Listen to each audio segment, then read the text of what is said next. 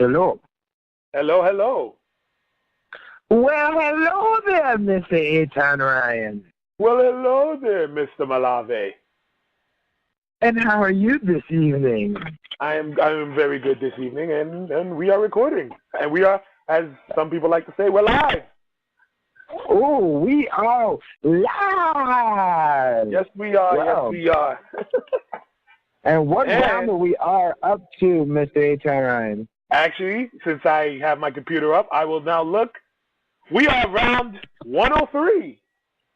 103. Ladies and gentlemen, something up there. Jesus. Welcome to the second round on us.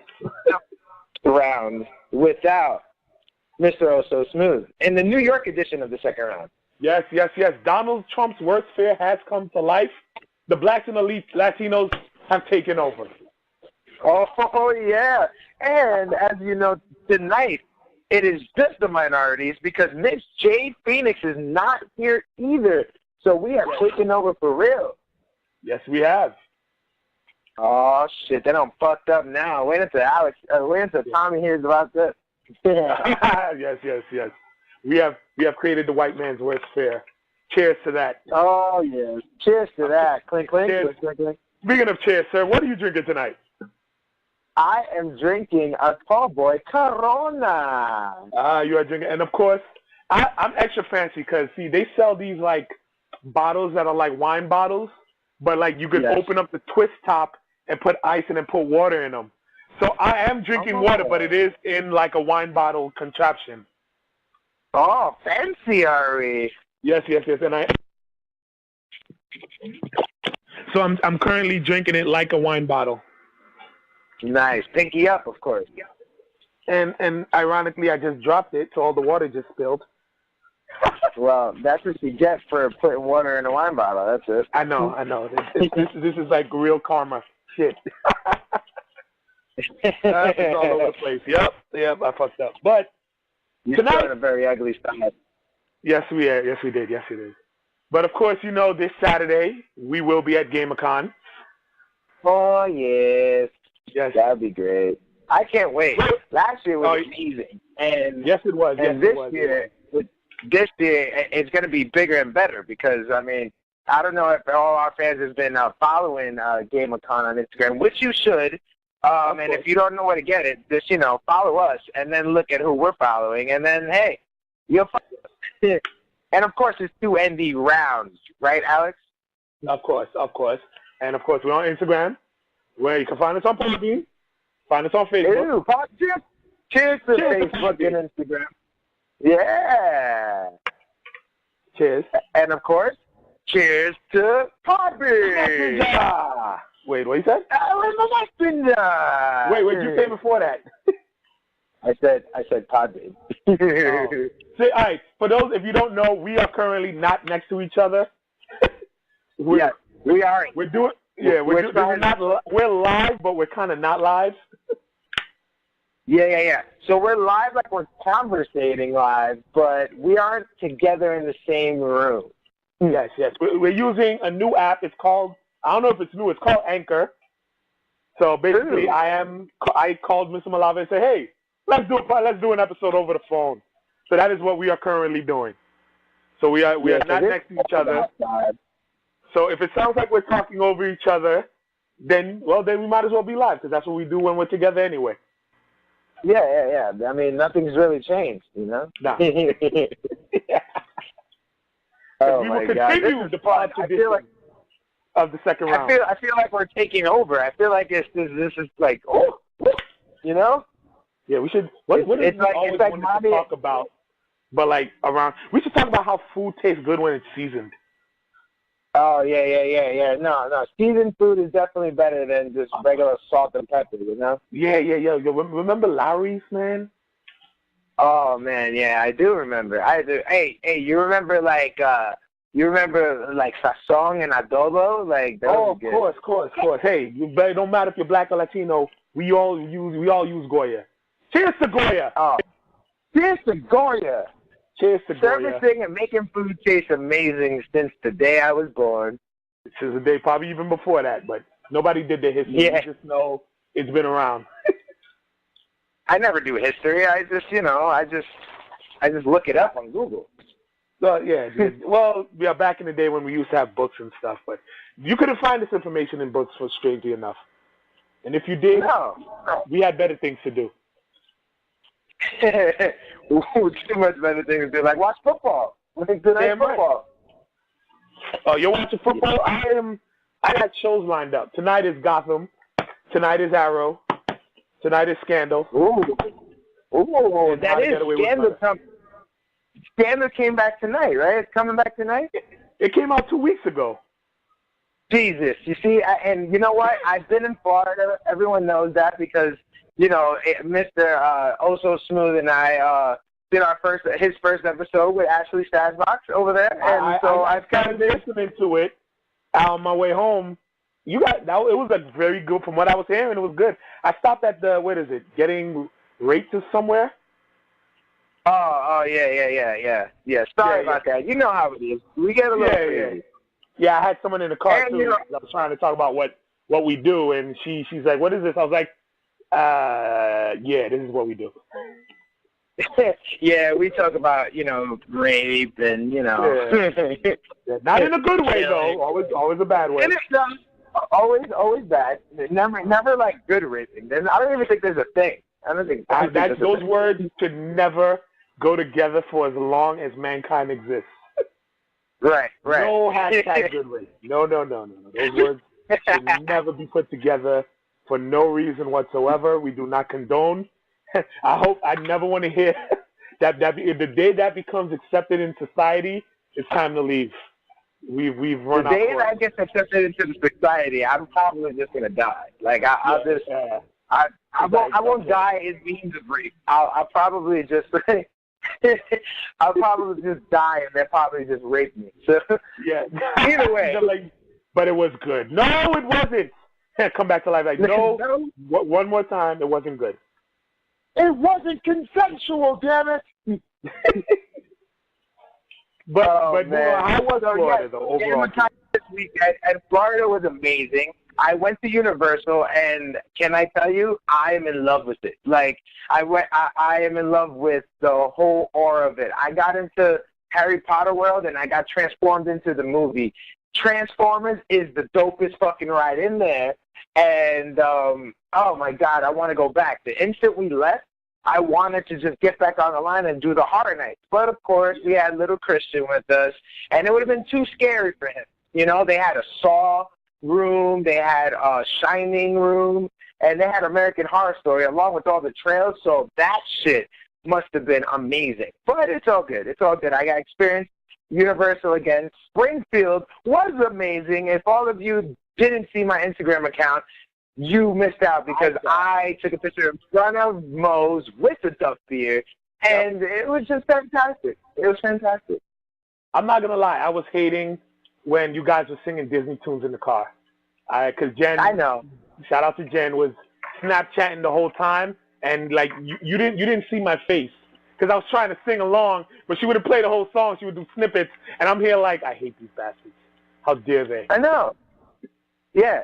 Like, this is what you do when I'm not around, just sing Disney songs?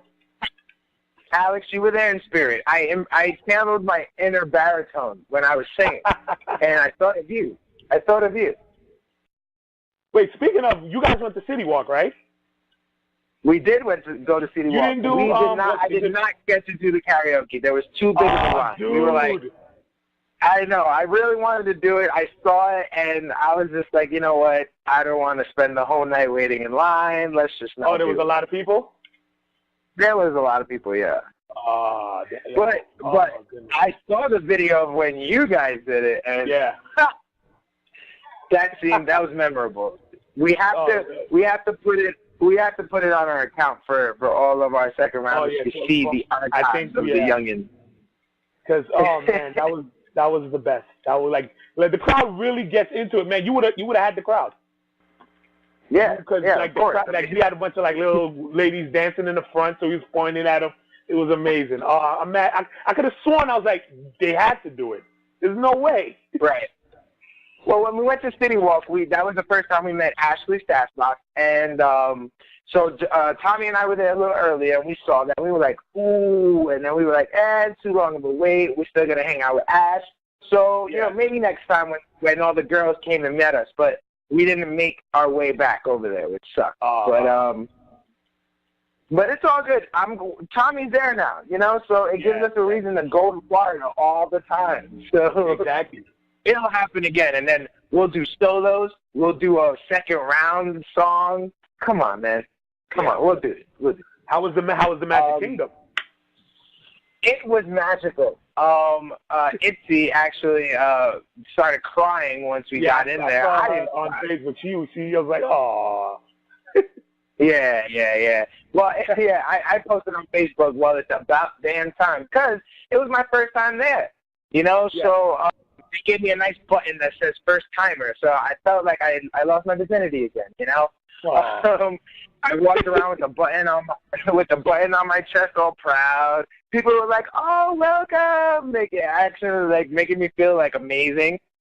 We went trick or treating. I got a shitload of candy, and not those cheap ass candies you get in the hood. No, this is like Disney you and I know candy, that. We got Disney candy, and that's top shelf white people candy. Like I'm talking about lifesavers, fucking Snickers. And fucking sour worms. Not a candy corn to be seen.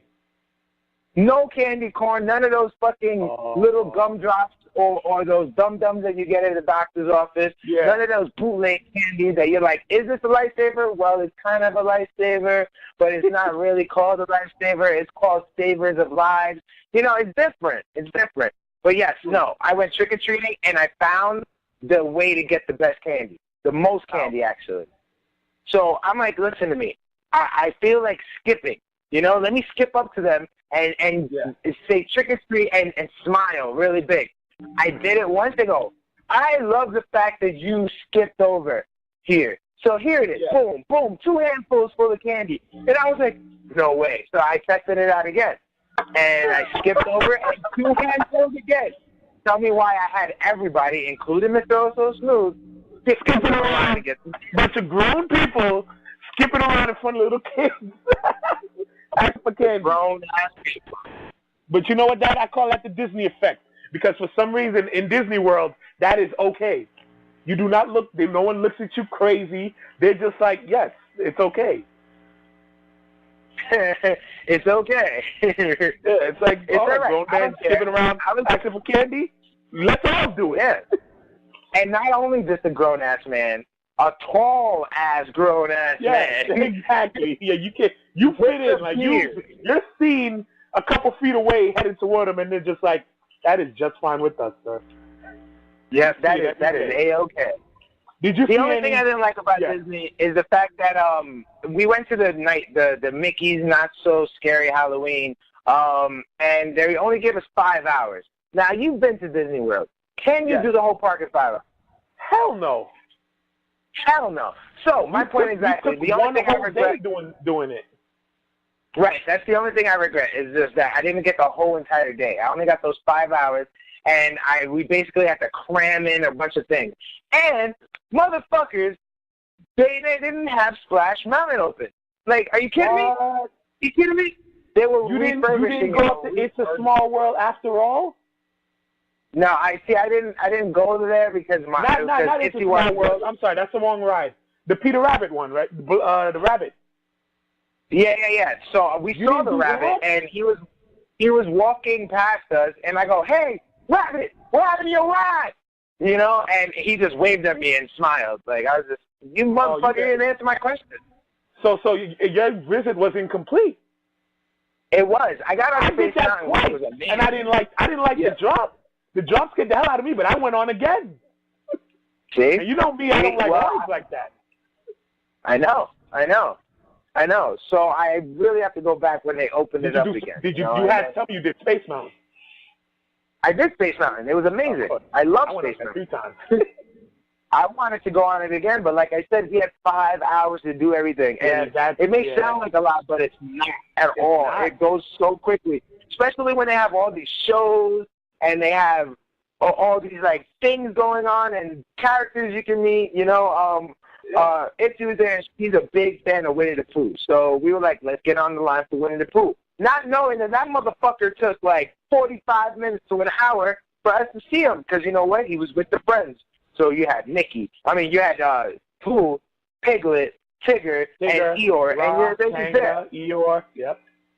Yeah, so they're just there. And then every, like, 10 minutes, they're like, we'll be right back in 5. Because they have to, like, I guess, take their like a TV show. We'll be back in 5 minutes. But yeah, I was like, there's no commercial breaks in here, man. I paid that much money for 5 hours. You're wasting time. But we took a picture of that. And Tigger, like, complimented me on my Toon Squad jersey. So, you know, that was pretty good. That's good. Did he say I almost teared up in the fireworks. They were pretty funny. Oh, yeah. Shout out to Jen. I got to, like, be jealous the whole time watching her Snapchat. Yeah, well, shout out to Jen for making you jealous, because that's a hard task.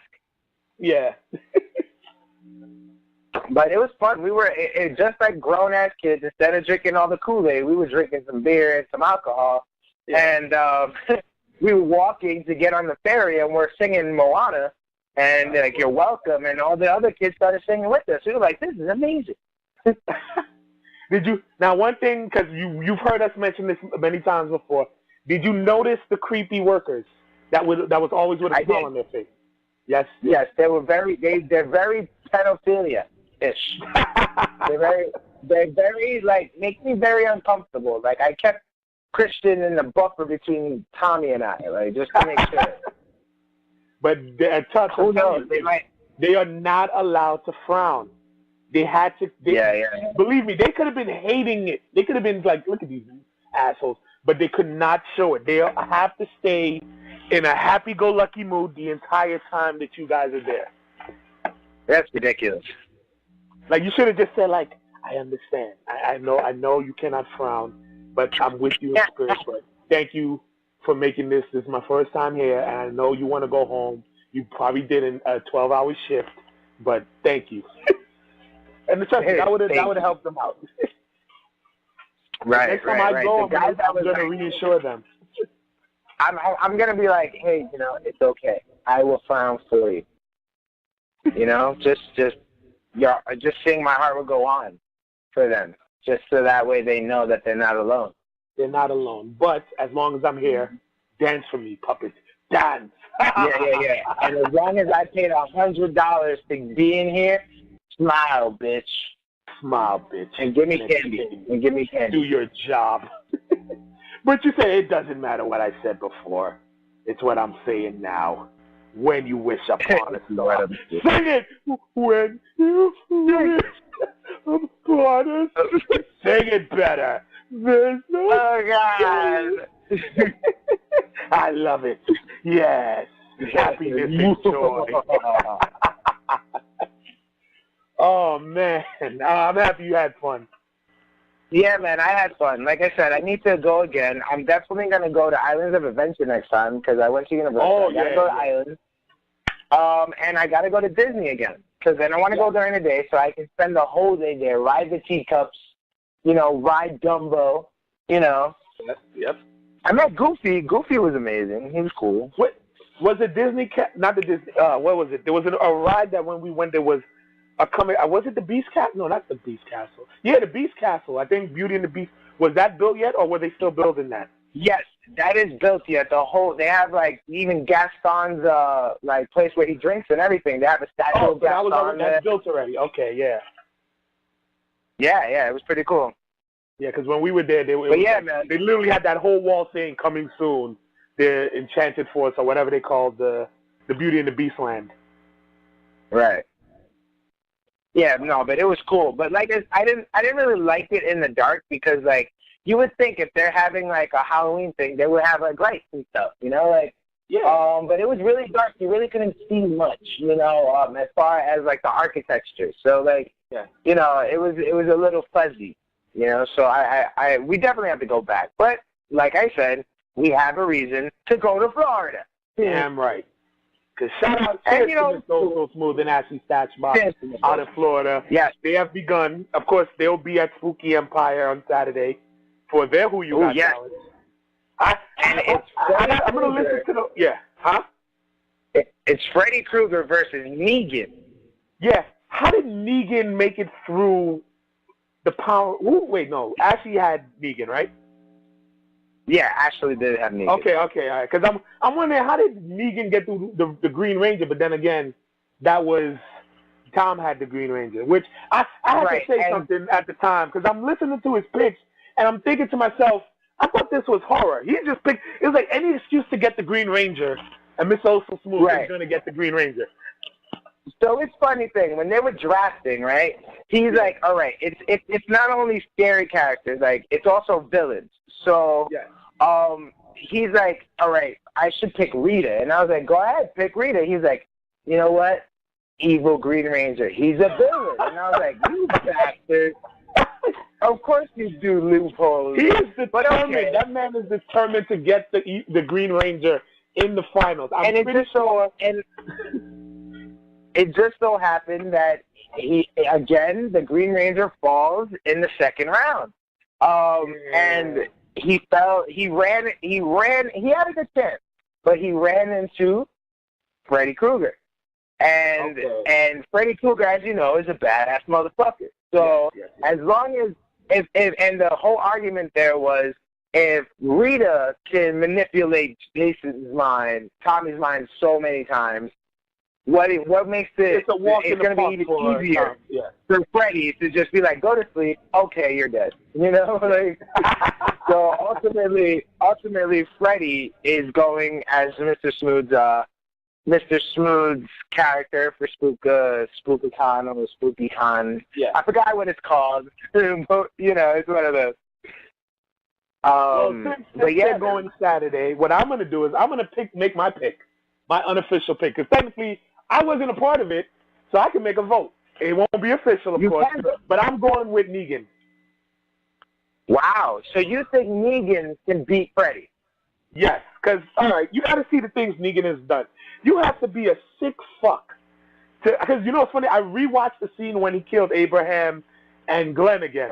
Because, you know, the season premiere happened this past Sunday, and I was like, let me just remember why. Because at this point, he's so charming, I had to put myself back in that headspace that I hate this guy. Right.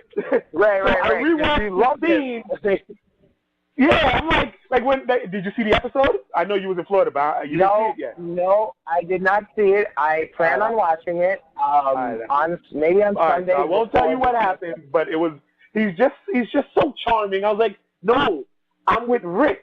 I hate Negan, so I had to rewatch the and I hate him again. And I'm just looking to do what he did to Abraham and Glenn without flinching and just laughing. You have to be in a terrible headspace. And I think if Freddy was to enter that headspace, Negan would be sitting there with Lucille saying, hey, I've been waiting for you. What took you so long? I heard about you. And boy, Lucille was dying to meet you. And I'm pretty sure he'd bash Freddy's head in his own dream. That's my defense.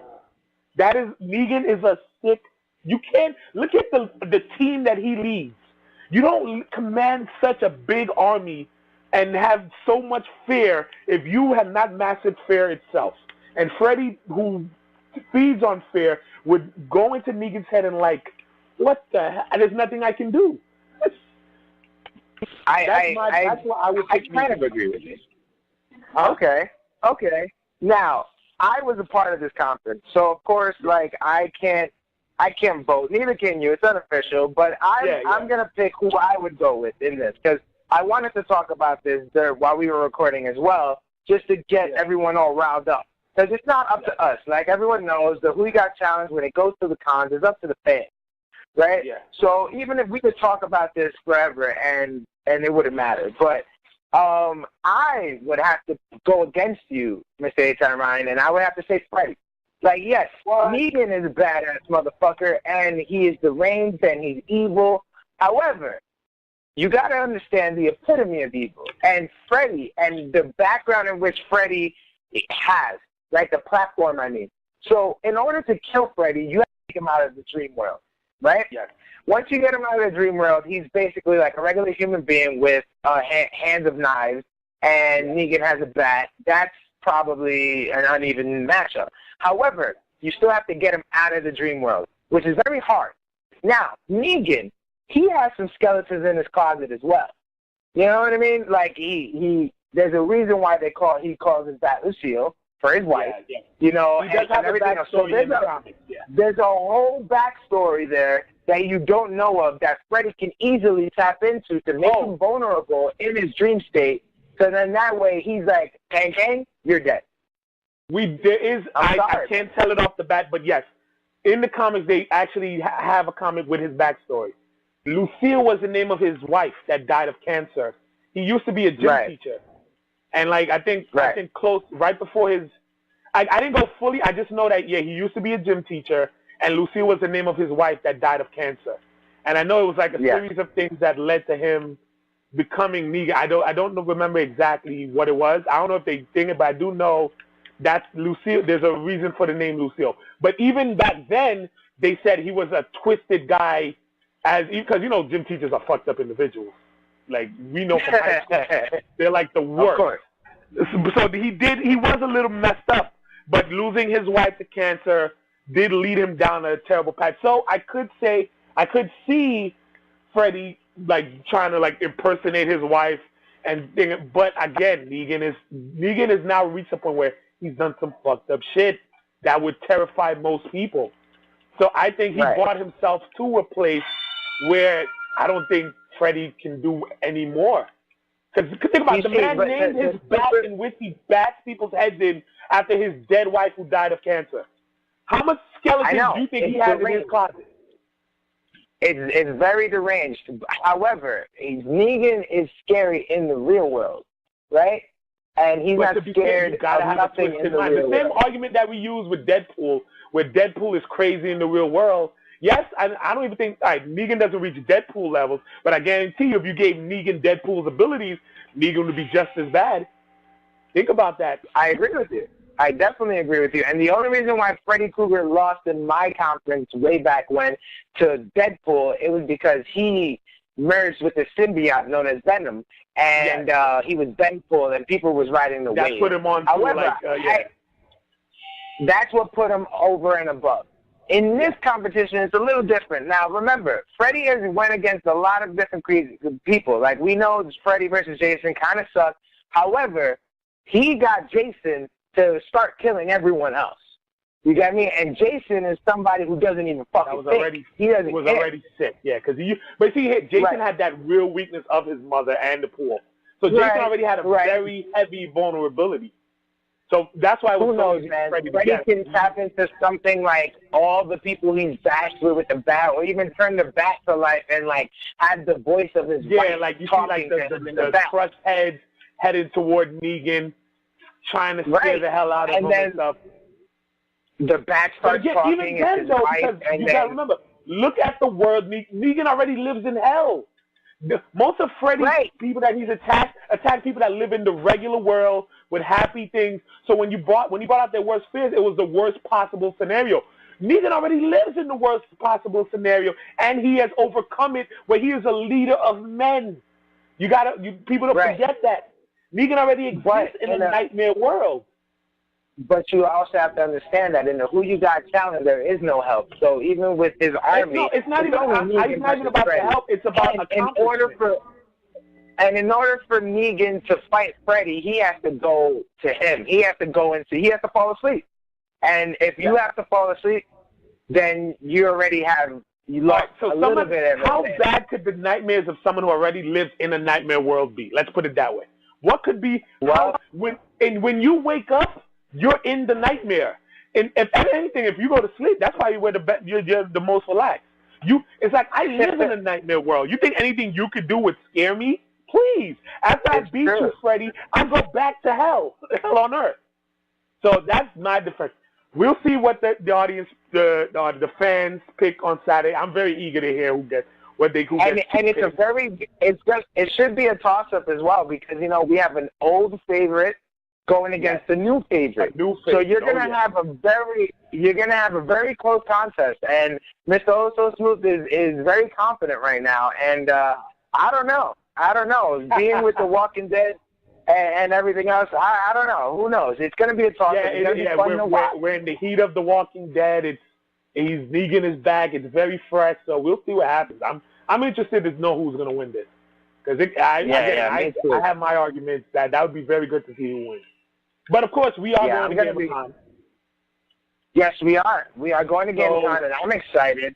I've actually, since I came back to Earth, which is New York, a lot of stuff has been happening to me really bad. But I put that aside. I'm here talking with you, and now it's time to, all systems go. We're going to reach out to all the designers, maybe some of the ones that we talked to last year, and see if they want to talk to us again, and see what's new a year later. What is coming? Are they any closer to having those stimulating games that we tried out? Maybe they have prototypes for us to use. I hope so. I hope so too. I can't wait. I cannot wait. So second round is going to be all over the place on Saturday. Yep. So I thought, since we are doing it, let's talk about video games. And yes, we talk about it, but I want to talk about the one thing that seems that all gamers have debated at least once in their lives, even to this day, and that's the console wars. Oh, yes. So if you don't know about it, well, of course, if you're listening, I'm pretty sure you should know about the console war. But if you're not a gamer, basically it's the main companies of video console makers for the past, 30 years, have been always going back and forth with each other with who has the best console, the best games, the best systems, the best new innovations being brought to the table. And, of course, we're talking about the big guys, Nintendo. I'm gonna put Sega in it because they were part of our generation for a while. Nintendo, Sega, PlayStation, and Xbox. I think those are the big four. Oh, yeah. Some have not made it all the way. Yeah, some have not made it all the way. But I checked because I didn't want to go all the way back to Atari because, yes, those are great, but those weren't really wars. Those were just during those early days. Yeah, those were the revolutionaries. We don't let the historians fight each other who was the best president, George Washington or Thomas Jefferson. Who cares? But, those were the pioneers. But we're talking about when things really got heated. And I did look it up, and that's the 5th generation of the consoles. And that is Super Nintendo, Sega Genesis, when I was dead broke and I couldn't picture this. I've been waiting all week to say that. Oh, yeah, that was great. If you weren't going to finish it, I was going to finish it. So, yes, I want to talk about the birth of the console war. That was Super Nintendo and Sega Genesis. Wherever you were, you always remember, not even just Super, but Nintendo and Sega. Because those guys, when it first began, I'm going to say early 90s. I might be wrong. I shouldn't be wrong. I have it in front of me. Let me just do some research. But, yeah, I think it was the early 90s. Let me see. Right. Yes, it was the early 90s when the Super Nintendo came out. Now, I don't know about you, but that was my first system. Super Nintendo. That was mine as well. No, actually, no, it wasn't. Sega Genesis was my first. So you was I told you it was one or the other. Right. Sega Genesis is my first. However, my cousin had Super Nintendo, and you know how that is. If my cousin has it, I basically have it because we're all playing together anyway. Yes. Okay, yes, I got the math right here. 1992 Genesis came out, and about 1991 Super Nintendo came out. So these, at that point, these were the guys. It was Super Nintendo and Sega Genesis, and you had one, you had the other. If you was really blessed, you had both. I never had both. I had Super Nintendo, and then later on, when they rebranded the Sega for the smaller version, that's the one I had. I do remember. My cousin had the Sega Genesis. Okay. So I remember that, like, everyone in school, oh, what do you have? I got Super Nintendo. Oh, you're whack. You have Sega Genesis. Oh, I have Sonic. Oh, I have Super Mario. And, of course, those were the math. That's what it was, too. Sonic was created as an answer to Mario. Without Mario, Sonic would not exist. Why? Because of those console wars. So I just want to talk about, all right, a lot is going to be opinion-based. But let's just start off the bat. In your opinion, which one was better? Oh, it's really hard, man. You see, when it starts from the origin of these wars, what makes it so hard is the fact that, you know, the youth, we were young, so we had all these amazing, like, games that are coming out, and it's crazier than anything as anyone has ever seen, and fuck, it was just such a great time to be alive. Yes, it was. I would have to prefer with Super Nintendo. I would have to go with Super Nintendo just off the fact that Mario capitalized on all of this and created so many different materials. You're talking about Mario Land. You're talking about Super Mario All-Stars. You're talking about Mario Kart. You're talking about Mario Party even. You know, and of course, Jesus, Mario Party came like, later, you got. Well, didn't Mario Party? Wasn't there one for Super Nintendo? That was N64. N64 started Mario Party. Okay. Well, my bad. Mario Kart, yes, was on Super Nintendo. Star Fox was on Super Nintendo. Mario Kart, yes. There was Star Fox, yes, Star Fox. I remember when I got my Super Nintendo, the game that it came with, and it was just so dope. I thought it was amazing. Was Killer Instinct. And Killer Instinct came, and it was a black cartridge. You know how badass I felt with a black cartridge? Something as simple as changing the color of a game cartridge. You know, like, stuff like that people don't really, like, think about nowadays. Shit like that, you know? And they were the first people to bring in the bumpers, the top buttons, you know? It was, I mean, even though we really didn't use them that much, it was just amazing. It was very special, like left. It was left and right. Those were what the bumpers were called. And like there was no left and right. At all, we didn't need them at all. Like I can't remember a game that we used it for. I think not even, because even in Mario Land, you press select and you can look at the map. So yeah. But still, you know, it was there because Nintendo knew that eventually they were going to be used, and they wanted to be the first one, you know? And just for that, I would have to choose Super Nintendo. As big, and like I said, my first console was Sega, you know, and, you know, I loved Sega, and I just feel like there was just more, I guess, more multiplayer and more, like, fun things to do on Nintendo. Yeah. You know, especially because, you know, Game Boys are there too, and, like, they started, like, I think it was towards the end of Super Nintendo, they started, like, linking them, you know, put your Super Nintendo game, put your Game Boy games into this Super Game Boy cartridge that you could play on your Super Nintendo, and it's like, holy shit, like, this is amazing, you know? Yeah, I'm choosing Super Nintendo, man. What about you? All right. I'm gonna break down each one because it was tough for me, and because Super Nintendo was the one I had for the longest time, I'm gonna go with Super Nintendo as well, and here's why. With Sega, when you really think about it, NBA Jam, was it for Super Nintendo or was it only for Sega? It was for both. The original NBA, right as I'm talking, I'm fact checking because I don't want to get any of this wrong. Yeah, let me Google it. I have my computer out there too. Yeah, like I'm gonna make sure I fact checked. Okay, yes, it was for both. So that I can't even give it. But Sonic was, when you really think about it, Sega was only really good for Sonic. Right. That was the only reason why you bought a Sega Genesis was for Sonic. And Vector Man. I love Vector Man. I love Vector Man, bro. The first one. The second one was kind of cheesy. The second one was kind of whack. But the original Vector Man and Sonic was the main reasons why anyone would have got Sega Genesis. Graphically, did it look better? I can't remember. Because in my mind, they were all trash. I mean, not trash. You know what I mean. Compared to now. Right. But graphically, Yeah. They were both 16-bit, weren't they? 16-bit, yeah. They were they both 16-bit? I couldn't tell you. I couldn't tell you. All right, so yeah, if they were, then yes, they were. Yeah. I think they were because graphically they look pretty much similar. But the thing is, Sonic was so big that it's single-handed. Like you see when you open Sega, they got Sega, Like that. Yeah.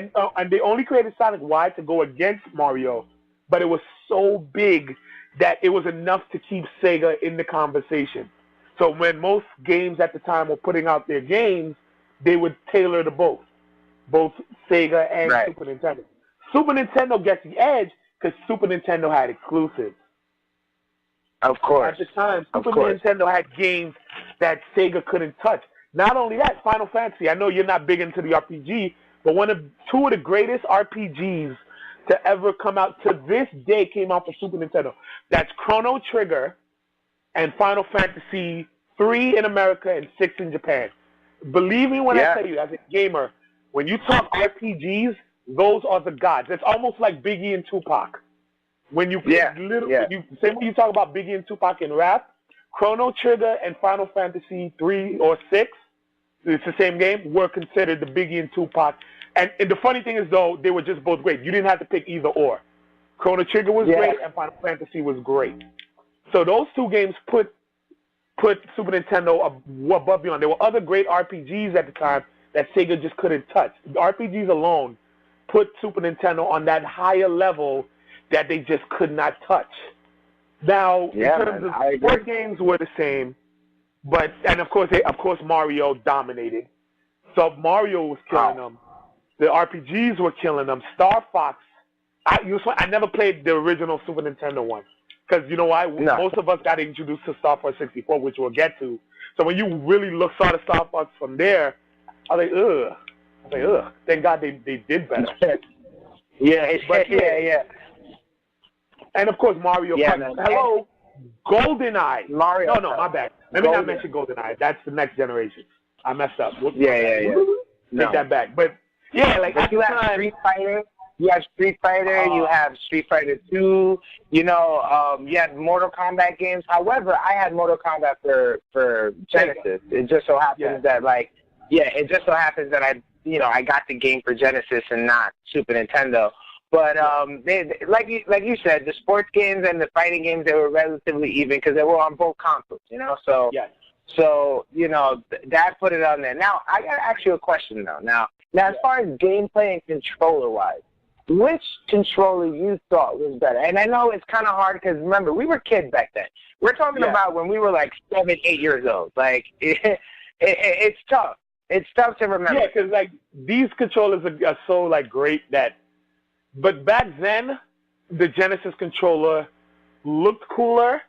And it was bigger, though, but it was cool. And I think at that time, they understood how hands work. So you could hold the Genesis controller without your hands feeling like they were going to break.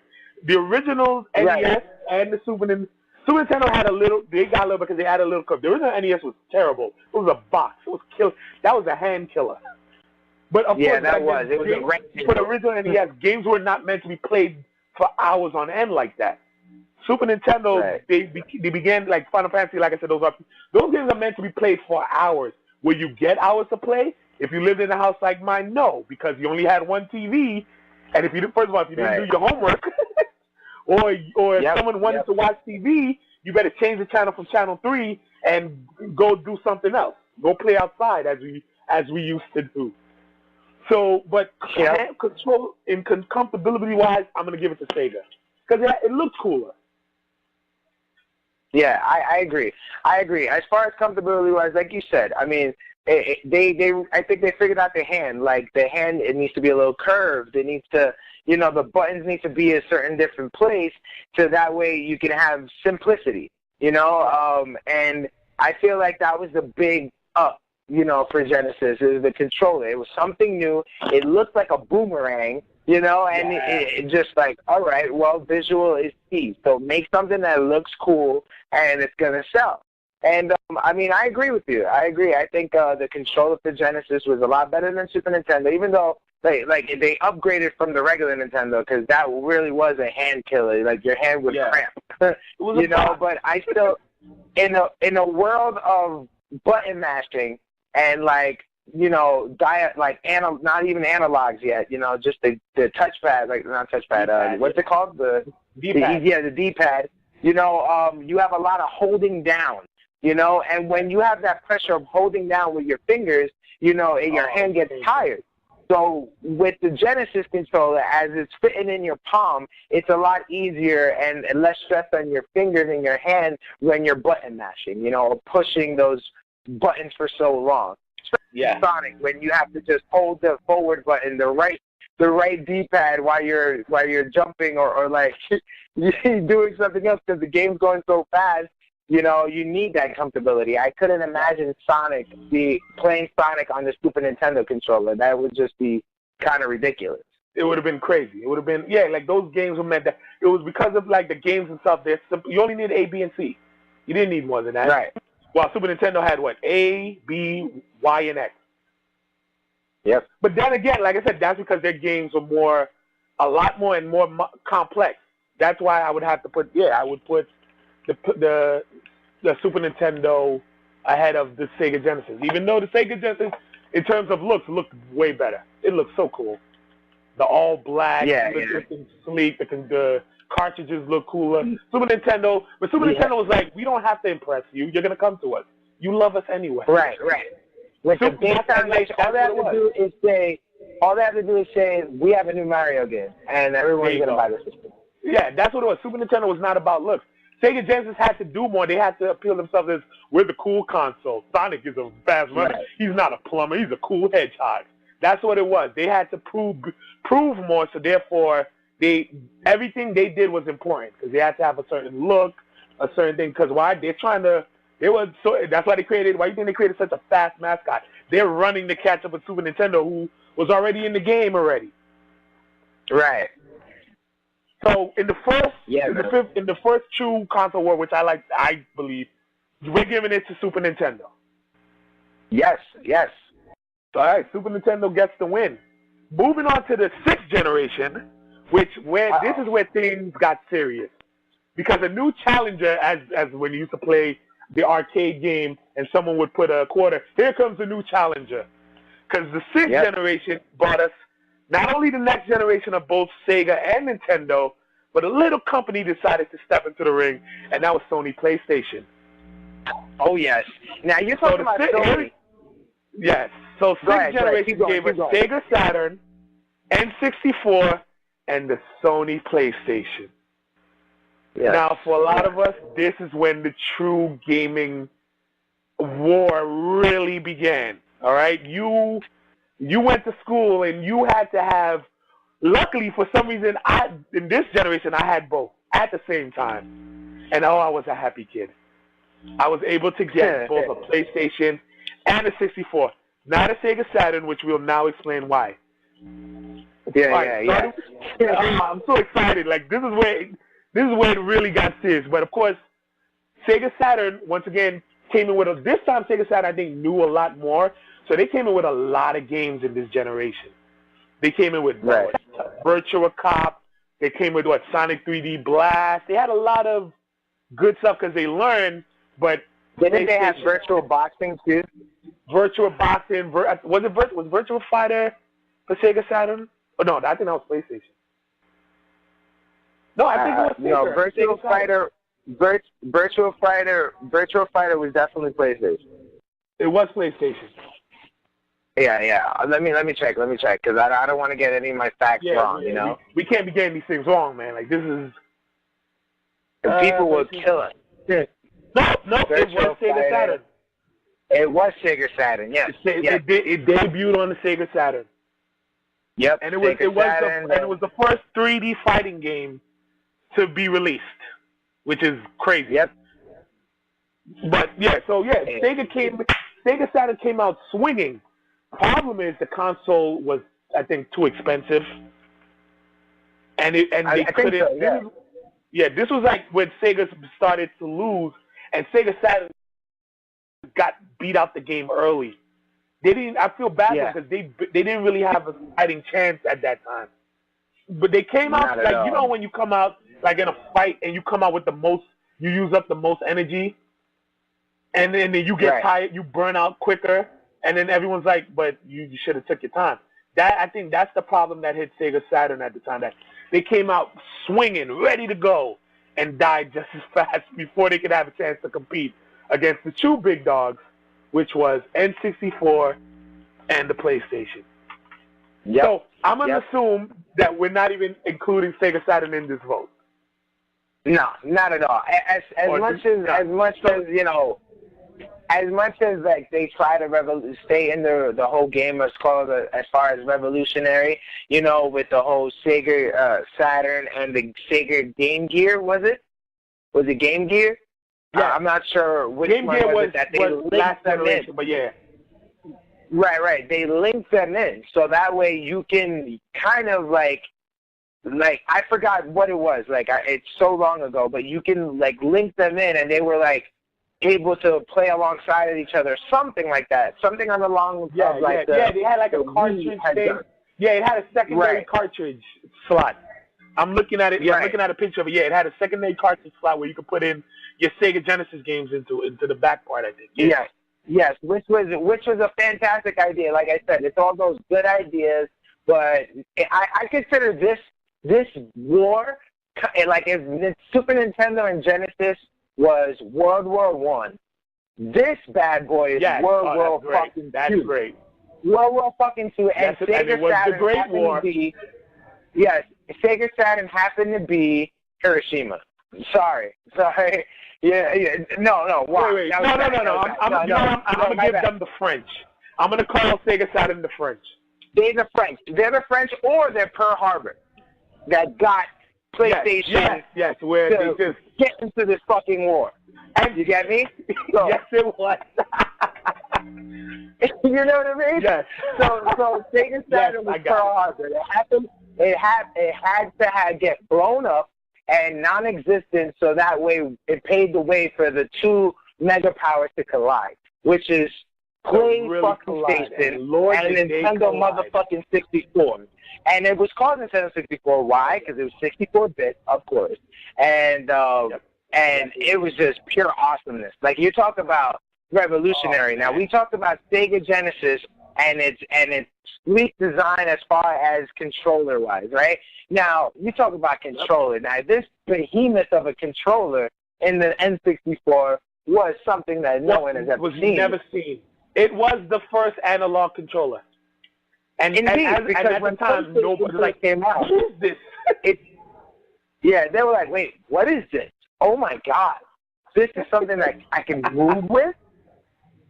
I don't have to have that white, and like I don't have to have my thumb be pressed down flat anymore when I'm done playing the game because I can move with this analog stick. This is amazing. Yep. And I remember the first game. It had like the three things where you could put your hand in the middle for the analog. You could go back to the that controller which alone all real gamers actually just use the middle and the left, of course. Yeah, of course. Come on, don't be a pussy. What you using the D-pad for? You a D. Yeah, why are you using it? Come on. And it was also, it had 4 controller slots. Mm-hmm. This invented the party gaming. This is why you would go to your cousin's house, like I did, and everyone had their own controller that they bought, their own different color. What color was yours? I had the clear blue one. Oh, I had red, and I had the green. Nice. But I love blue, of course, so I had the see-through blue one. I loved it. It was amazing. But yeah, and I believe the system launched with Mario 64, and this is the first time Mario has ever been in a 3D kind of world. You know, you got the 3D, different. No more 2D. No, this. You know what's funny? I could never play that game. It was too much. Even to this day, it's still too much.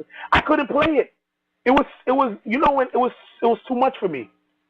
To this day, I can't play it. I cannot play Mario 64. I've never fully played Mario 64. It was. I was overexposed. Like the moment the game starts and you're running around the kingdom, I would do that most of the game. Because it was the type of thing where it really didn't give you guidance. No, you were able to go into any room you wanted to play any board you want. You know, it really gave you a full landscape of this world that you can just beat whatever you want to beat. You know, you needed a certain amount of stars to go into a boss level, and once you get into the boss level, you know, you do the regular shit. Beat Bowser, get the princess, all that stuff. But you get the 3D aspect of everything, and the whole freelancing and getting coins everywhere, trap doors. It was just amazing, bro. Like, it revolutionized. You're talking about what Nintendo has to do to sell the system. All they have to do is say, well, you know what? Mario has gone 3D. I remember the commercials. Do you remember the commercials? Yeah. Yeah, where he was. Oh, my God. You had this big guy dressed as Mario, and he's running around, and he jumps on like a real turtle. Like, it was so great. It was so amazing. He goes, now Mario can go anywhere. And it's just like, yes, he really can. Yeah, and that's what it was, too. The N64 brought a lot of it brought out the first-person shooter with, of course, and which I saw you guys playing, I think it was 4th of July, around that time, GoldenEye. Yes, yeah. Golden motherfucking Eye. That was the first true first-person shooter, 4 players, first split screen. Come on, man. Like, Nintendo had, like, they came out, again, them two came out swinging like, yo, we played, like, at that point they came out like, yo, we played this game before. We know how to come out. So whoever steps up, bring your A game. And, I mean, Star Fox 64, Mario Kart 3D, come on, Mario Party, and not to mention also, because I forgot, we neglected the handhelds. We got to mention the handhelds. We didn't mention the Game Boy and Game Gear. Of course, Game Boy owned everything. So, but you know what? The Game Boy can still apply to this generation if you really think about it. But because Pokemon started on Game Boy, it had Pokemon Stadium. I feel like and Pokemon the handheld games, right? Oh my God, Pokemon Stadium was amazing. Oh, and I forgot to mention, how the hell did we forget to mention? Well, I'm gonna say it right now. Super Smash Brothers. I was gonna get to that. I was on my way. Come on, son. To me, that's the true greatest fighting game to this day. All right. The fact that you can grab all these characters. Nintendo was, they're like, look, you think we're done? Not only will we give you games, these great games, we'll now take all those characters and put them in a fighting game. Captain Falcon, Legend of Zelda. How did we forget Legend of Zelda? Oh my God! Nintendo was doing it. Ocarina of Time. Well, you know what? N64. No. Well, N64 came out with by far my favorite Zelda game, which is Ocarina of Time. And can I tell you how many times I beat that game? It got so bad that like I bought the trilogy. I bought the trilogy again for GameCube, which we're gonna get to, and I beat it again for GameCube, just 'cause, you know, just. But yes, N64 is like, yeah, we're just gonna create an all-star game, and this all-star game, everyone gets to fucking fight. You know, there was just, you know what it is? Beautiful. This was at this time. Kirby. This was the champ. This was the champ showing its dominance. You know, just solidifying, trying to solidify its spot. Right. But then you got a power on the other side that was kind of what Sega was trying to do, but they took their little idea and made it their own. Now you partner with Sony. It the fuck up. You partner with Sony, and by this time, Sony has revolutionized the electronic world. You're talking about better sound systems, better headphones. They owned the headphone game, actually, at that time. They had Walkmans. Yeah. They had discs. They owned the mobile music player was all theirs. Nobody was touching Discman or the Walkman. Yeah, you had a lot of cheap knockoff wannabe, but Discman and the Walkman, that was theirs. They had the TV game as well. The TV game, so now you incorporate now an entertainment console. Now you talk about revolutionizing the game. Now instead of N64 hard cartridges, now they saw Sega Saturn and they're like, oh, you guys have this? That's cool. Yeah, we're gonna like that. You like that? We like that. We like that because you know what? We're going into the age where Discmen are gonna be this is the new way people are listening to music. So we're gonna keep on with that new trend. and we're going to be the hip new fresh like guys. you can hold better data. Right. You talk about Genesis saying, well, Sonic is hip, you know, and he's not Mario. Now you got Sony saying, well, you know what? We're not Nintendo. We don't need these bulky cartridges. No, we're going to have these sleek disc designs. And guess what? You know that Discman you just bought? Yeah, now you can play your CDs on that PlayStation 2. So now you have a CD player. Remember the music player on? Yes. Yeah. Yes. And you had the different graphics you could put on your TV. You could put the different graphics on your TV that goes with the music, you know, and now it can hold more data, so that means our games are going to be a lot better. And guess what? Yep. You get to save games now with a memory card. This the blessed memory card. The blessed this was the first 8 megabyte memory card. Yes, I still have mine somewhere around here. Yes, the origin of the memory card. Where if you didn't grab if you lost your memory card, you're damn. Your life basically sucks. Your life basically sucks if you lost your memory card.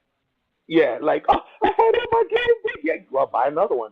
That's why you had to have multiple. And what was good is that you were able to copy data from one to another. So you used to share with if your friends had the game, and like, because once again, we're gonna get into the game in just a second. But if you had like unlocked certain things in certain games, and your friend didn't, he's like, you know what? I'll save my data. I'll copy my data into yours, and then here, now you can have it. He's like, oh, thank you. I remember that. Like, we call it memory card farming, where you have to have multiple saves on different, just in case, because you never know. Just in case. And then you have that one game that you only have that one memory card for.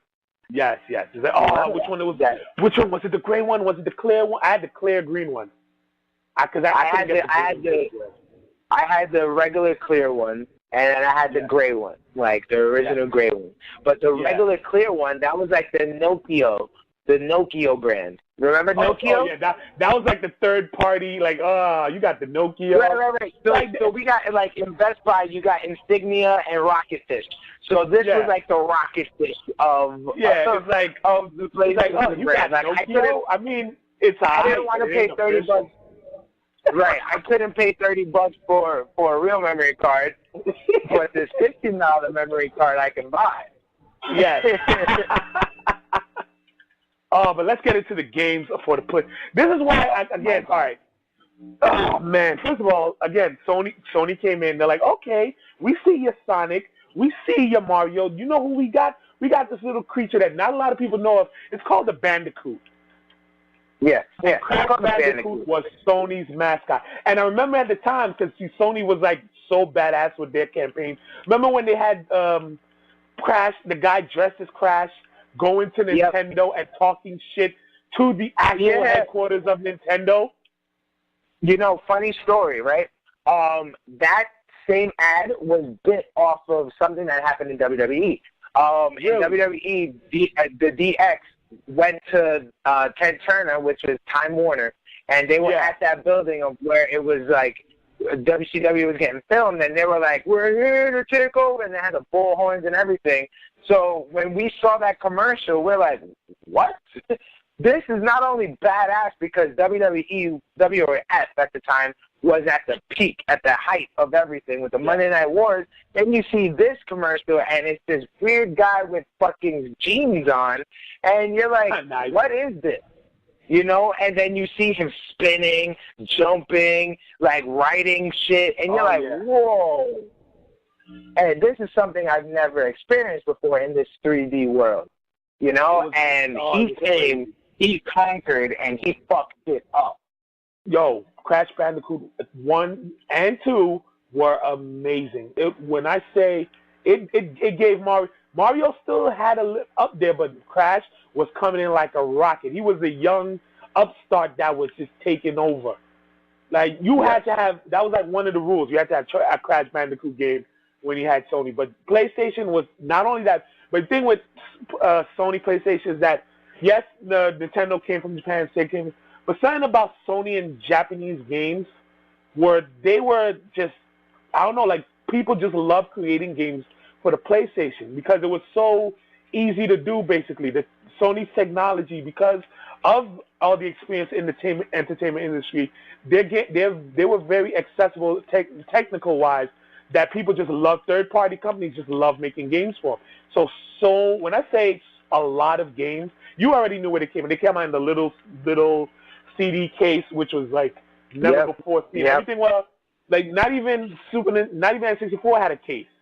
N64 was that was it. It was just a card. Yes, it was a hard shell, so it didn't really need a case. But something about having those cases. I remember buying that was when you really had a library of. Yeah. Right. I remember buying a Nintendo 64 cartridge, and it came in like a cardboard box. And then once you open the box, you don't really need it anymore. You throw it away. You just left it hanging around. Like some people used to just stack them. No, I just left the shit hanging around. What am I going to do with them? Right. What am I going to do with it? Now, like you said, PlayStation, they embraced the whole pop culture and music revolution that was happening in the 90s when people started collecting albums and like the CDs and cassette tapes. Yes. And they're like, you know what, we're going to bring this and put it in a CD case. And not only that, we're going to put this nice little CD rack up for sale right next to it so people will be like, yo, I want that. You know, and so now CD rack of games. Right. And all of that, they embraced it all. So not only are they attracting the older fans, they're attracting not only they're attracting the younger fans, they're attracting the older fans too. You know, and speaking of older, they came out with this badass fucking game. Like, you're talking about scary games have been there. They were there with the Castlevanias of the world, you know. But you're talking about 3D gaming now. So by far one of the scariest games I've ever played in my life. And mind you, this is me as a 10-year-old little boy. And it's called Resident Evil. Yes. Let me tell you something about that damn game, right? My cousin had it, right? So back in again, I couldn't afford it, but every time I went to my cousin, he would always have, we had that one cousin, if we didn't have games, the one cousin that would always come over and he had all the games. And he would always come with his system. You called them. You talk to them because you know your aunt is already talking to your mom, and they're coming over. So you go, I want to speak to them. So then at the end of the conversation, they put them down and go, okay, what games are you bringing over? So I want you to bring over this game. I want you to bring over this game. And make sure you bring your controller. Yes. Come on. So I remember he came with that, and the sick bastard. We would all crowd around when he played, because back then that was the thing about PlayStation and like the 3D era, is that you didn't even have to play. You could just sit and just watch someone play, and it was like the greatest thing in the world. So we would all sit and watch him play it. And I remember he was the first time he put on Resident Evil, he was laughing, and we didn't know why he was laughing. So we're watching. Yeah, it looks scary. So you know the scene, and of course you know the scene I mentioned. They go into the house. And he's walking down the hallway, and my cousin's like, laughing, what is he laughing? And the freaking dog coming out of the window. And I say we all ran out of the room screaming, and he's laughing his ass off. Yeah, man. That game, you're talking about revolutionary. Like, you said it perfectly. I didn't have the game, so I got the PlayStation, and actually, the Nintendo 64 was for me. My dad bought the PlayStation, right, with because it's more advanced and stuff. So he bought Resident Evil, and when I tell you my first experience with this game, I didn't play at all. Like, I did not play at all. All I was doing was sitting down watching my dad play this fantastic fucking game. So the part that got me was, like you said, the dog jumps out the window. But before that, when they run, because you knew that you was getting chased or whatever, you get into the mansion, you try to go back out that door, and that dog pops right out, and you have to close that door. And then the best part was when you see the first zombie. That first zombie that you see. You know, you open up the door, you're getting familiar with the controller. So this is why this game is so amazing, because it didn't really just throws you into this world, but then before they give you something to shoot, they take you through a journey of, you have to know your surroundings. It was so real life that bullets were limited. It wasn't just run and shoot. No, you had to save. Even your weapons, right. you have to be careful with. You have to strategize because you're in this by yourself. You're trapped in here, and now you have to figure shit out. There's puzzles. You have to pick up ammo. You have to make sure you shoot the zombies in a certain area so that way you're not wasting ammo. You have to conserve. You have to, everything. What you're carrying, what you need, So before all that, you're getting used to all that, and then finally you open the door that you've been trying to open, and then boom, you see this one thing, and you think it's a person. You're like, hey, and then it goes into the movie mode, and he turns her up and turns around. You see a zombie coming straight at you, and that's when all shit breaks loose. Like, you're like, you know then, me and of scary course, shit. Yeah. Yeah, go ahead. Nah, yeah, you know me and scary stuff. After that scene, I never played the game. I wanted no part of that. I did not play the game. Once he showed me that, I'm like, okay, well, that was nice. Never touched the game for myself. Never again. Never again. But that's great, that was one game that revolutionized the game. Remember Twisted Metal? Oh my God, Twisted Metal! Like that. All right, so you're talking about. So we had our racing games. Like I forgot the Nintendo 64 racing games. Like I'm not sure. So you had your Gran Turismo, I think, that started then, or did it start in PlayStation? I'm not sure.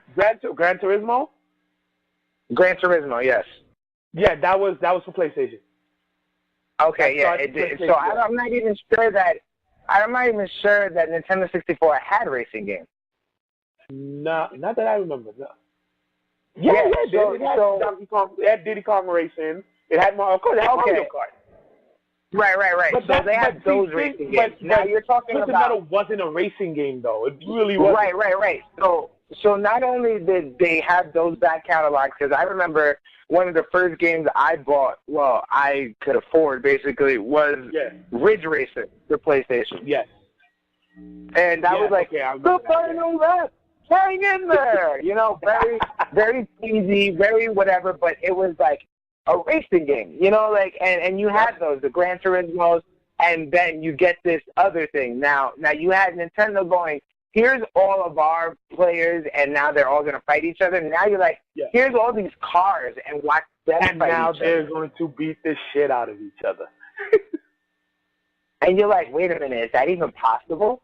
And they're like, yeah, it's very possible. The monster, that was the full 18-wheeler.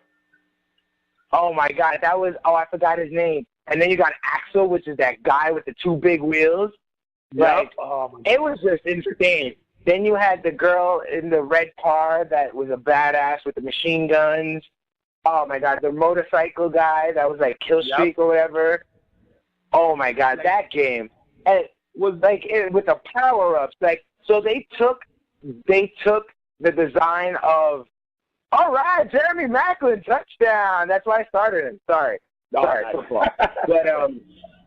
But you're talking about, they said, okay, Mario Kart, you're onto something. Shoot people, make people die so that way you win. Good. Now what about just killing them? Why don't you just kill them? So they got the power-up. You can collect different items, booby trap motherfuckers, and kill. It was a death match. It was literally a fighting game with cars. That's what it was. You roll over. You had to do it within a set time limit. I'm just remembering memories of two players, me and my cousin, just going at it with each other. And mind you, we even scratched the surface. I don't want to. If we PlayStation alone, we could go for hours. But I have to mention the RPGs because once again, the RPGs. Like, for some reason, especially in Japan, like, remember I mentioned Final Fantasy for Super Nintendo, for some reason, they completely left Nintendo because they saw what was capable with the PlayStation, and that's when the true, the second greatest, third greatest, debatable, Final Fantasy VII started on PlayStation, and that was the first 3D RPG, and it, once again, revolutionized the game. To this day, Final Fantasy is still being regarded as if you would. Here's how I would put it. If you would call Chrono Trigger and Final Fantasy 3 Biggie and Tupac, you would say Final Fantasy 7 was Jay-Z. Yeah, Yeah. Oh man, I gotta remember all these analogies because this is great. Right. But still, yes, Final Fantasy VII would be considered the Jay-Z of RPGs, where people would love to try to put him against the other two, but it really isn't there. But as of right now, he dominates the game. Right, right. And for me, not being a big RPG guy, I actually played Final Fantasy VII, and I loved it. I remember loving it. I haven't played it since, like PlayStation, but I remember loving it, you know, and loving. It was my first kind of experience with a game of that sort, of RPG, where you have this one guy that you're trying to beat, but you have this team, and you have to choose which like move to do and who to use. Where you have to you have to build up your character, where you couldn't just wasn't just go here. No, if you weren't ready for a certain boss fight or certain region, you were going to die. Your character would die, and if you didn't save, you'd have to start all over. This made you because the story was gripping. So if you wanted to keep moving and learning more about the story, you got to come equipped for that next level. And this is where a lot of people, their first RPG, delve into it wasn't mine because, again, two more, Final Fantasy VIII and Final Fantasy IX, also, mind you, hundreds of, not hundreds, could I say hundreds? Maybe, but a whole lot of other RPGs. Like, at that time, RPGs was coming out the woodwork. There was a lot of great ones, Xenogears, I'm losing my head of trying to, Xenoblade. There was a lot of great RPGs just coming out at the time because companies were just eating it up. Because, again, like I said, the technological things that was available to them, mind you, those weren't one CDs, though. We were talking about like 4 CDs in each box. So that was when you had double-decker cases. Right, the double-decker case that you opened up, and it was just 1, 2, 3, 4. Yeah, so by the time I got my PlayStation, Final Fantasy IX came out. So that was my first RPG. I had played the others through emulators, which that's just, thank God, shout out to emulators that allowed me to play so many other great games. But that was my first. But the RPG genre owes a lot of what it is today to the original PlayStation, because it opened up a lot of people to that genre that even Nintendo had its reign, but a lot of people didn't have access. But when PlayStation came out, RPGs came out. Sports games, Madden took off. NBA Live took the hell off. A lot of these 2K became the following generation, which of course we'll also get to. But at that time, a lot of great games, thanks to the PlayStation, you got to give it up, came out, was able to thrive under PlayStation.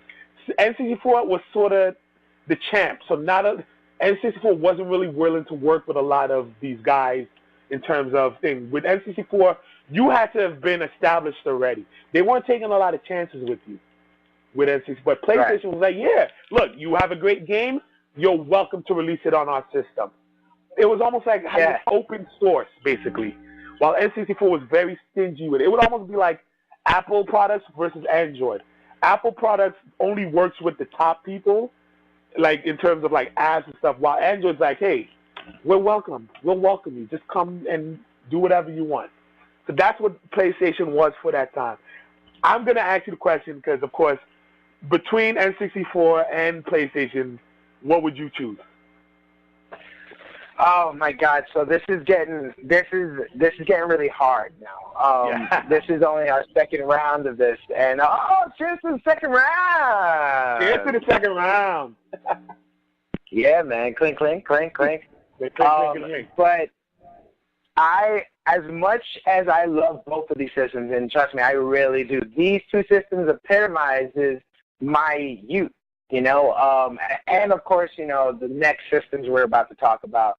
But yes, this was the start of my geekiness, like of gaming, actually. And as much as this could be a toss-up, I'm gonna have to go with PlayStation. Yes, I'm going with PlayStation just because it revolutionized. Like Nintendo 64 gave us everything that we wanted, you know, in the next generation console. You know, it gave us everything we loved about Nintendo, and it mixed things up. It made it more hip. It made it more fresh, right? So that's good. But then you got this new thing coming in there that not only did everything we that didn't even know we wanted. Right, and it gave us something that we didn't even know we wanted. That was perfect. Yeah. We didn't even know we wanted it, but now that we see it back in retrospect, we wonder how we ever lived without it. Yes. Right. That's it. And it showed. And it showed. Sony PlayStation blew up. And I think it was a quarter in which in Christmas sales, I think Sony did more. In I think the second year of its existence. And that was because, of course, when they first launched, everyone's like, no, fuck this other game that's trying to be like Sega Saturn or like, we're going to go with Nintendo because we know that this is the better system. But then the word got out. More games got out. Now you got this whole thing. Like, remember, Super Nintendo and Genesis, they had a lot of the same games together. The only two games they didn't have was Nintendo and Sonic. It was Mario and Sonic. Right? Yes. Now, you got their respective games. Now, you got game developers choosing to go to Sony instead of Nintendo, or choosing Nintendo over Sony. And this was like, oh, this is for real. More people are going there. There's more titles going there. And you remember that nice, beautiful gun that Nintendo had back in the day? Yeah. Yep. Now PlayStation incorporated this in this brand new system, Time Crisis, by the way. That's the name of the game. Oh, yeah. You got this whole brand new hit system that's like, all right, well, you know what? We need to get a PlayStation now because this shit can play music. This shit can save my game. I can take my cartridge without taking my system, and I can play this in my friend's house. This is a beautiful game. And not only that, come on, you got CDs that were black. You had a black fucking disc. That was like, but I will say it was hard to tell when your disc was messed up because of that. And I remember the times when you used to hope it would work, and you like because PlayStation was that greatest sound where it goes. I hope I got the sound. Yeah, right. yeah. And so a lot of times, and if you have to wait for that second screen where it was like, where it was the blast, like, oh my God, it works, thank God. You couldn't tell that it was more of like it was more of like a sci-fi sound, like a I have it now on my PlayStation 4 because it was the 20th anniversary and they created a skin. So now every time I log into my PlayStation, it does that sound. Just because I need it. But yes, PlayStation took the ball and ran, and everyone jumped on the bandwagon, and it became I honestly think, like, it was a close race, but I think PlayStation inched ahead at that point. Yeah. Like, by the end of that era, PlayStation, and like at the last minute too, they passed them because it was neck and neck. Like, you had both. You was like, I had a PlayStation and an N64. A lot of people had both. But even with me, I always thought PlayStation was sort of like the fun video system where, because I remember that was when episode 1, and so I had the pod racer game, but it was never a serious gaming game. And I think from that point on, it developed that reputation where it was more kid friendly, but it wasn't a gamer's system. If I'm saying it right. I agree with you. I agree with you. It created a more serious culture. Right. It created a more serious, like, okay, yeah, you can play Mario Party with your friends, and this is all, the 4 controllers. That's cool. Yeah, that's all awesome. But you know what? Like, if you really want to play a game like Resident Evil or you want to play me in Twisted Metal and get your ass whooped, then you come over to the big boy system. You know what I mean? And not to mention, PlayStation actually came out with its own multiplayer extension. Like, Nintendo 64 had the 4 controller slots already. PlayStation had the adapter that you put it in the second slot, and now you can play 4 players. That's how I beat up all my cousins in Twisted Metal. So they were doing everything that Nintendo was doing, but they were doing leaps and bounds, and they were getting, like I said, the older crowd and the younger crowd. Yes, and that's what I think Nintendo didn't focus much on, and that's why ultimately, again, it was almost like Champions fatigue, where it's like, all right, we're at the top. How hard do we really have to try? That's what it was. PlayStation was hungry, and because of that hunger, they were able to do a lot more. That's what I believe. Yeah. But of course, yeah, I agree with you. We have to move on to the next. 2001 is when it started, which I call the golden age. I mean, we're good now, but where things really picked up would be not only was this era all right, we did 5, 6. This is the 7th generation. I hope I got it right. Maybe I'm wrong. But this is now Nintendo GameCube versus the PlayStation 2 versus a new challenger once again that entered the ring versus Sega Dreamcast. And let me tell you something right now.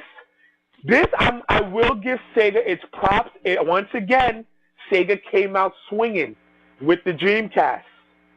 Poor Sega. Like, they really tried. But sadly, this was their last successful. Well, you know what it is, man?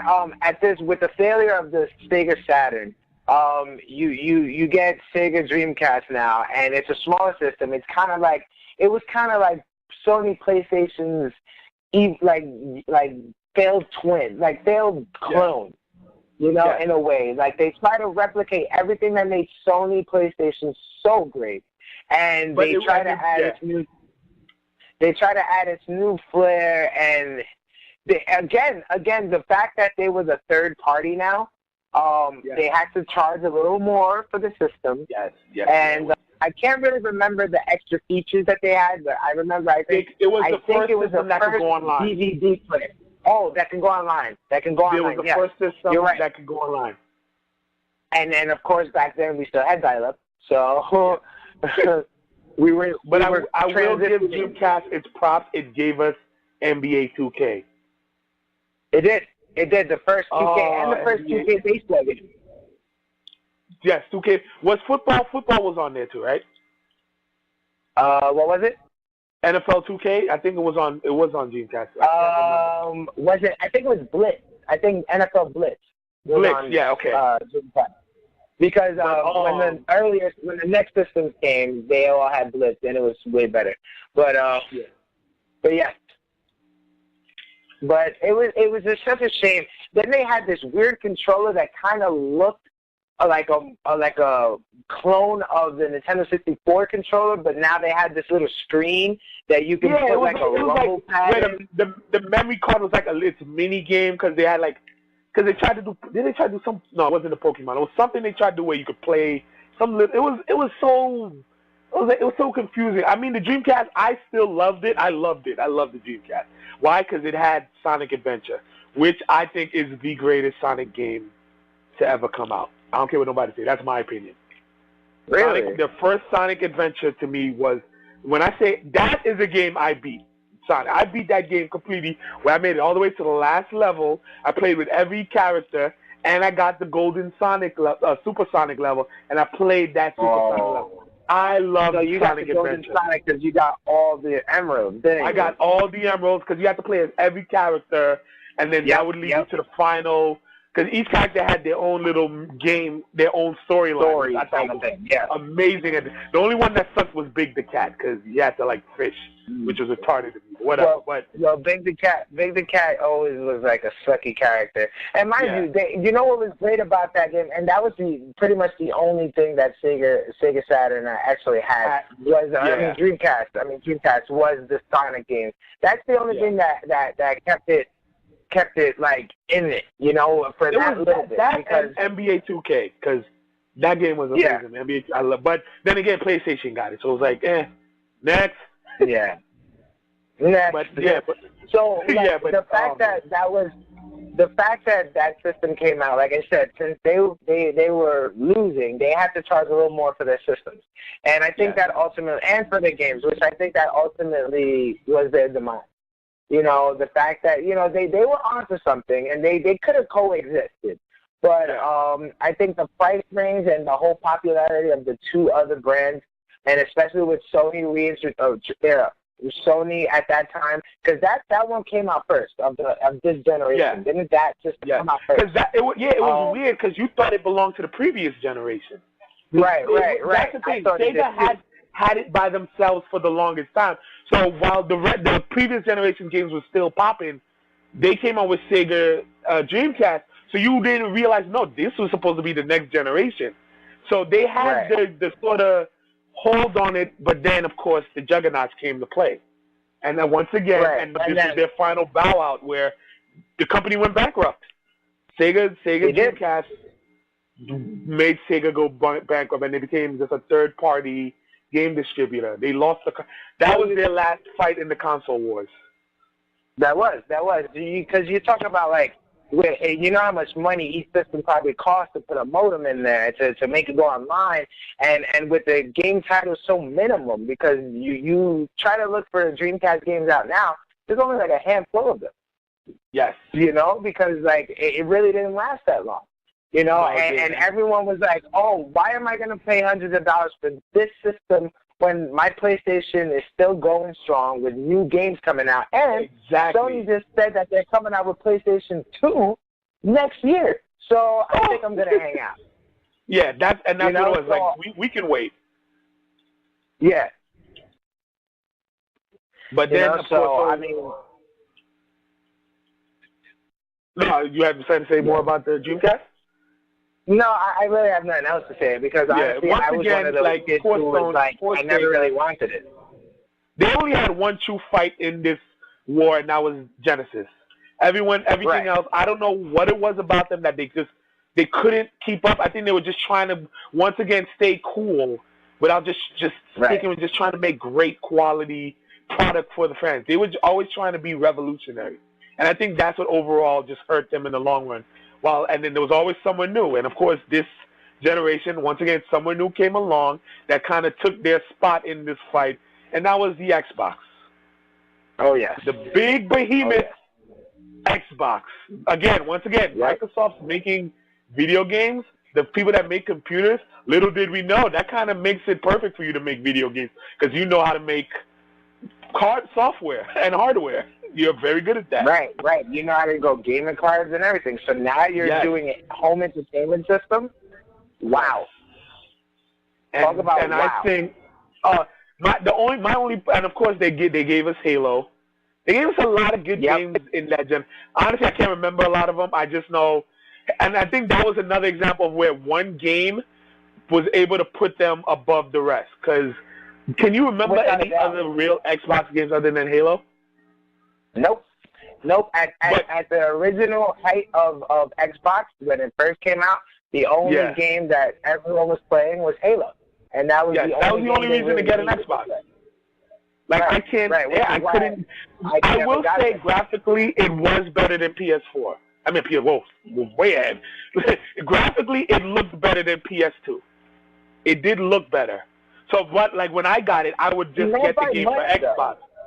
Not much. It was a very slight margin, but it did look better. It did look it looked better. And I think so. Most games I would just get Xbox to look better.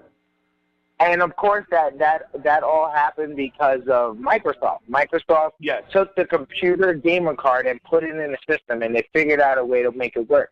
And they had a slight little advantage.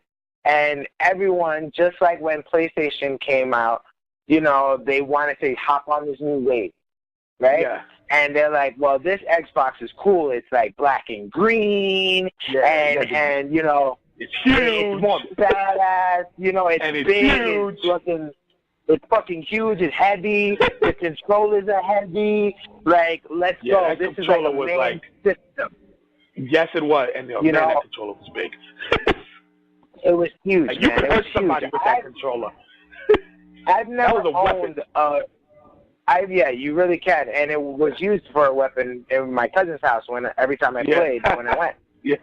Because they used to argue all the time. My cousin had my aunt had 6 kids, so they were all in the same age range, give or take 1 or 2 years. So there was fighting constantly happening. So I remember one day we're playing Halo, and my older cousin stepped in front of the TV, and he ran away. And as he was running away, they threw the controller in the back of his head. Bang! Got a big ass knot. So yes, it can be used as a weapon. But then again, Sony play Xbox, they had the Halo, and Halo was the game. You're talking about Crash did it for Sony. You know, Mario did it for Nintendo. this game is Xbox. Halo is Xbox. That's what they eat, sleep, and breathe.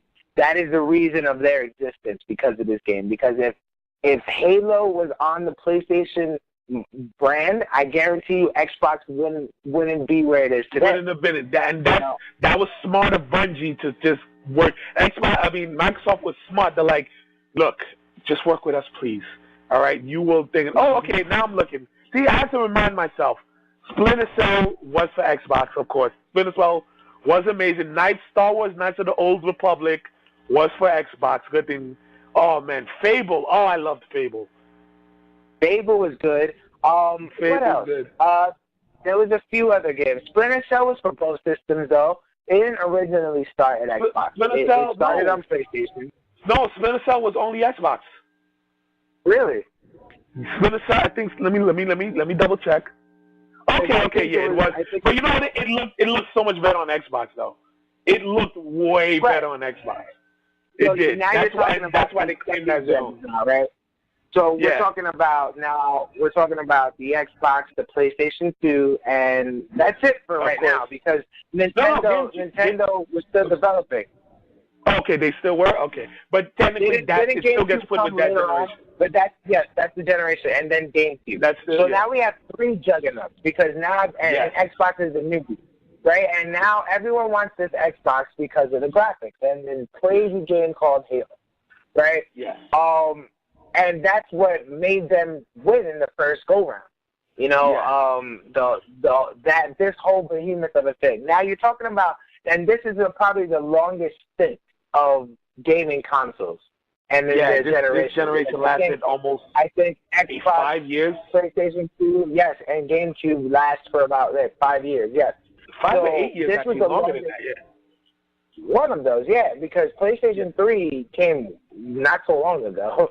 But yeah, so the first year, Xbox was flying off the shelves. People are wanting this new game that is everything that Sega Saturn could have been, Sega Dreamcast could have been, and everything PlayStation is, and now this new game is crazy, and the graphics are unbelievable, right? And then you get PlayStation 2. So now this is a sequel. This is like, how can they top this beautiful system that just came out? Okay, we're going to come out with a third Crash game, Warped, which has way more boards in it, way more different things that Crash can do. And to compete with this Halo game, in comes Call of Duty. I'm telling you, PlayStation don't play games, man. Well, they play games, but when they're like, all right, we see you, Xbox, we see what you're trying to do, but we didn't take this lead just being chill and not knowing what we're about. Like PlayStation 2 came out once again on some, we know how to do this now. We've learned from the old masters that came before us, so peep what we have for you. And once again, I keep going back to it, but that RPG genre is why PlayStation, even now in my hands, I'm playing an RPG as we talk. They have held this lead. We'll get into the next generation, but right now, they have stayed consistent because of the RPG genre, where people can just create an RPG. Some of them was trash. They won't deny that. But because of their openness to people, because even Xbox was a little snobbish with their games. Xbox wasn't letting just anyone create a game and release it on their system. PlayStation, once again, was like, hey, you have a game you like that you think is good that'll appeal to the masses? Come to us. We will gladly let you release on a system, and that's what they did. So PlayStation 2 And then that, I believe, was the difference between all the other two systems. The fact that they kept letting all these other developers and all these other games have a chance. I remember going into the GameStops. Well, it wasn't GameStops at this point. It was like the corner video stores and the Toys R Us and all those, and seeing a whole wall of PlayStation games, and then just a section of Nintendo games, and then that little section of Xbox games, Xbox, and yet the entire thing was PlayStation. Yes. You know, and that's what I think. Yeah, the whole wall on one side was PlayStation, and that's what I feel like that they ultimately knew how to saturate the market. They're like, yeah, well, you know what? We have this broad audience still. Let's make games for everyone. They had kid games. They had a Muppet racing game. They had fucking. They didn't care. Right. They didn't care. Why? Because they know that this person who just bought the PlayStation has the Resident Evil in his hand for him, but then his kid needs a game too. You know? And they took that from, I guess, Nintendo was more of the whole family-friendly, you know, rated E for everyone. You know, PlayStation was like, yeah, we have the E for everyone. We have the TM14, and we have the mature. So let's go. You know? But, and then they incorporated the new stuff. Now, we have to talk about features here now, because Xbox had this feature where you can rip music now. You can rip music like a computer onto your Xbox, and you can start playing music as you're playing a video game. In the game, which was fucking crazy to be playing my Tupac CD while I'm fucking shooting people in Halo. You know? So I thought that was incredible. You know, and this was the era where now you have to have an account. No. PlayStation, PlayStation, you have to have an account too? No, I don't think so. No, not at this point. PlayStation 2, you did not have but Xbox had Xbox Live. Was the infancy of Xbox Live. It wasn't really what we know today, like PS4, but PS accounts. But this Xbox started the whole account thing, because online multiplayer now became a thing. This ushered the era of playing someone online. Right. It was a very simple idea. It was just only for, I think, Halo and then maybe another title or two. Because didn't Halo 1 and 2 come out for the original Xbox? Yes. Halo 1 and 2 I think 1 and 2 came out for the original Xbox. And they were like, well, we want to play our friends. Well, now you can. Just like if you were on a computer, you can do it here on the Xbox, which was a fantastic idea. But now let's talk about the GameCube. Now, Nintendo. There's still a lot about the PS2. I just got to mention Final Fantasy X, which was a full, great. Again, I'm sorry, I got to mention because at that point, Final Fantasy was PlayStation. No one else was touching it. Next generation, they did begin, but when you talk about RPGs and Final Fantasy and Sony, this is where the partnership really first.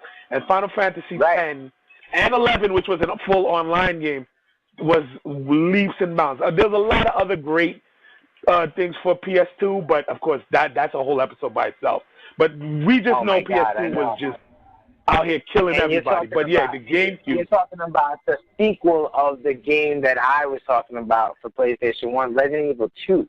Now, Resident Evil 2 took it to a different level. Now, not only is it just one game, this is two games in a game. Yes.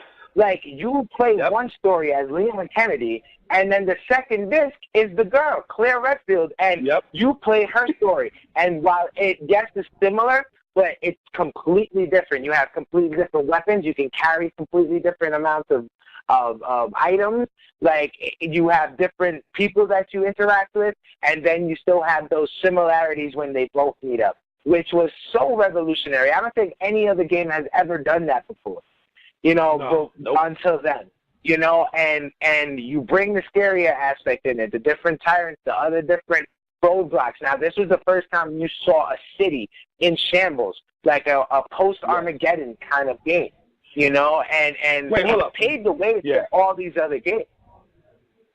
We didn't even mention the true juggernaut, the first 3D Grand Theft Auto. Grand Theft Auto 3. Oh, my God. You're right, because Grand Theft Auto 2 was on PlayStation, and they were above area view. That was the area view. Not only 3, also Vice City and San Andreas. Each one better than the last. God. San Andreas is the epitome. Than the last. Yes. So, like, Grand Theft Auto alone helped the sales of the PlayStation.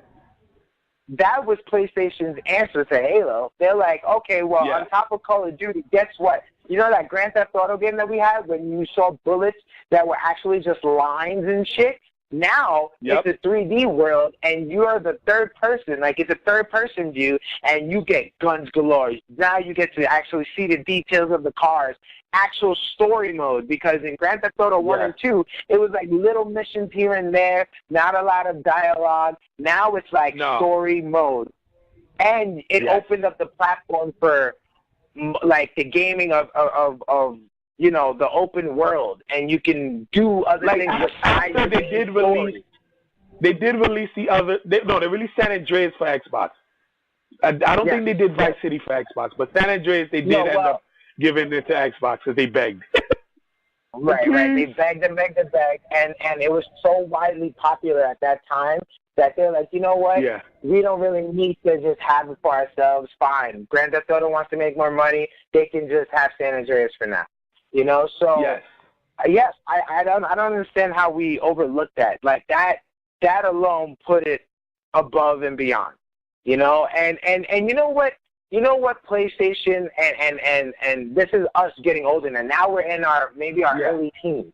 You know, our early teens, like I'm talking 11, 12, like 13, you know, and we are growing, like, and these systems are growing with us. As we mature, they're maturing.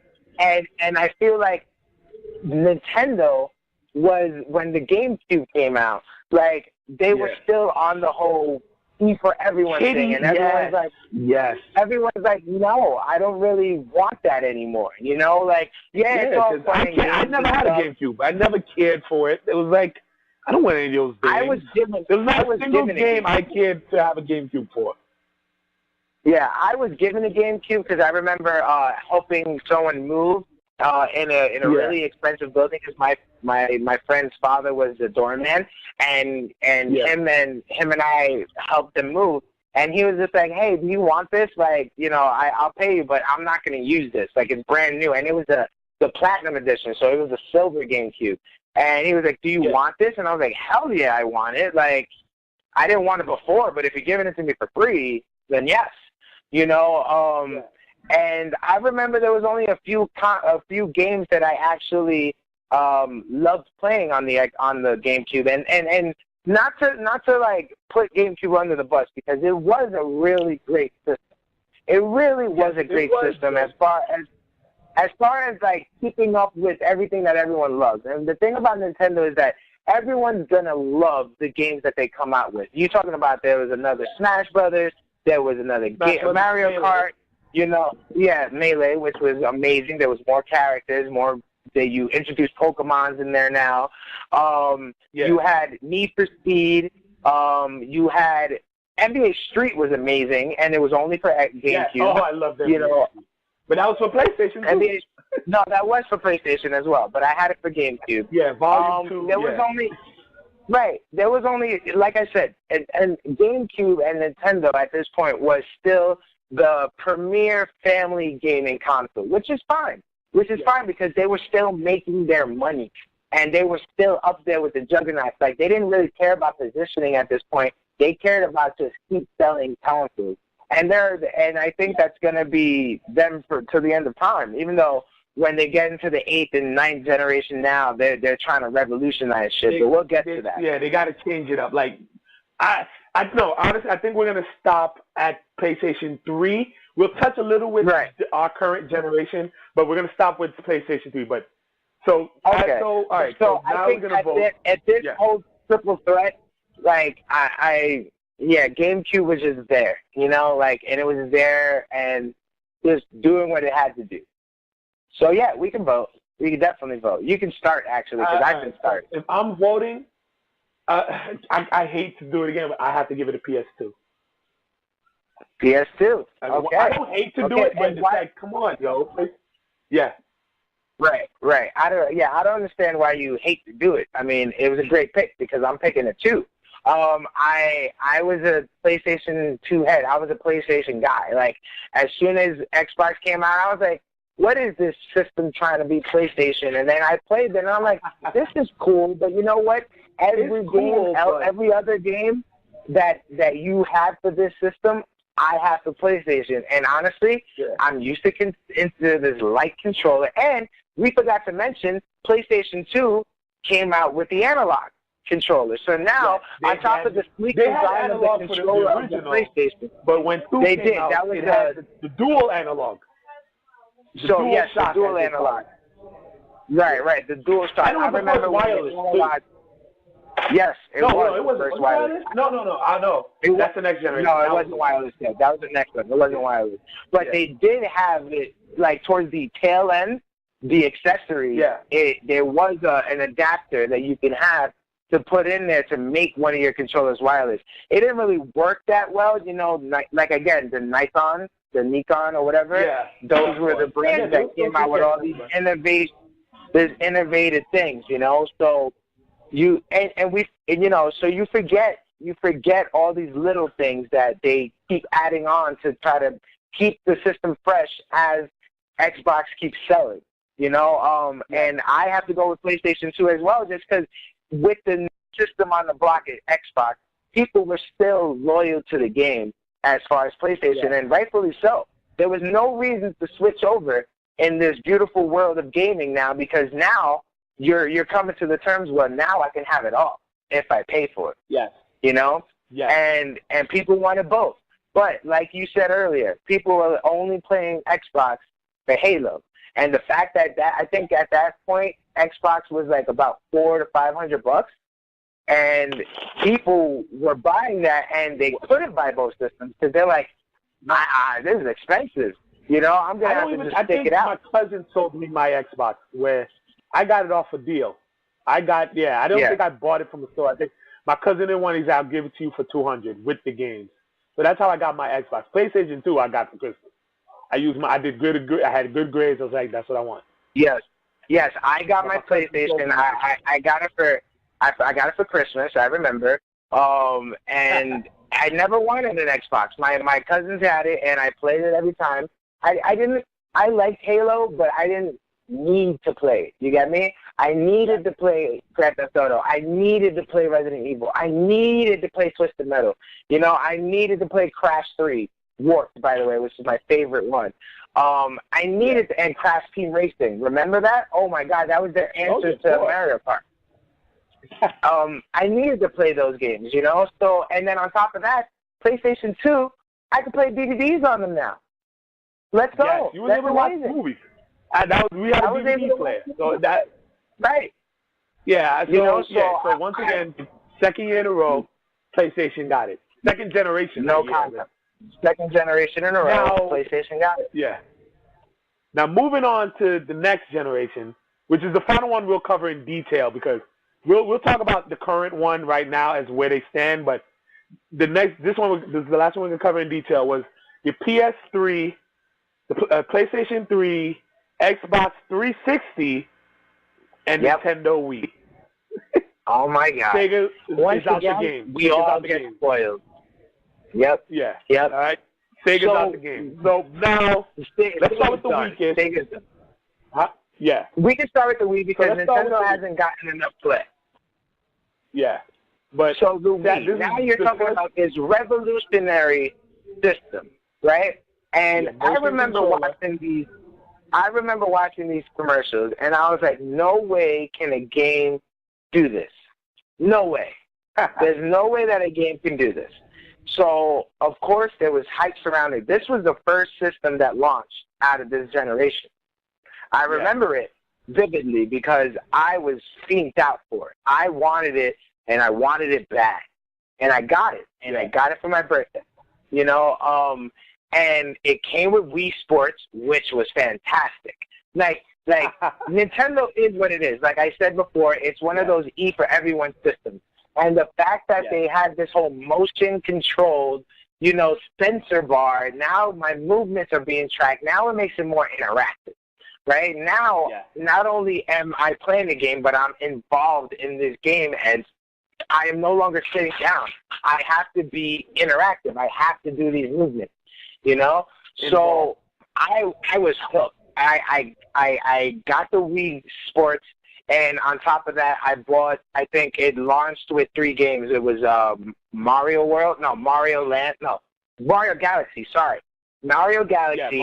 And I think a month later, the Super Smash Brothers came out again. and it was Super Smash Brothers Wii.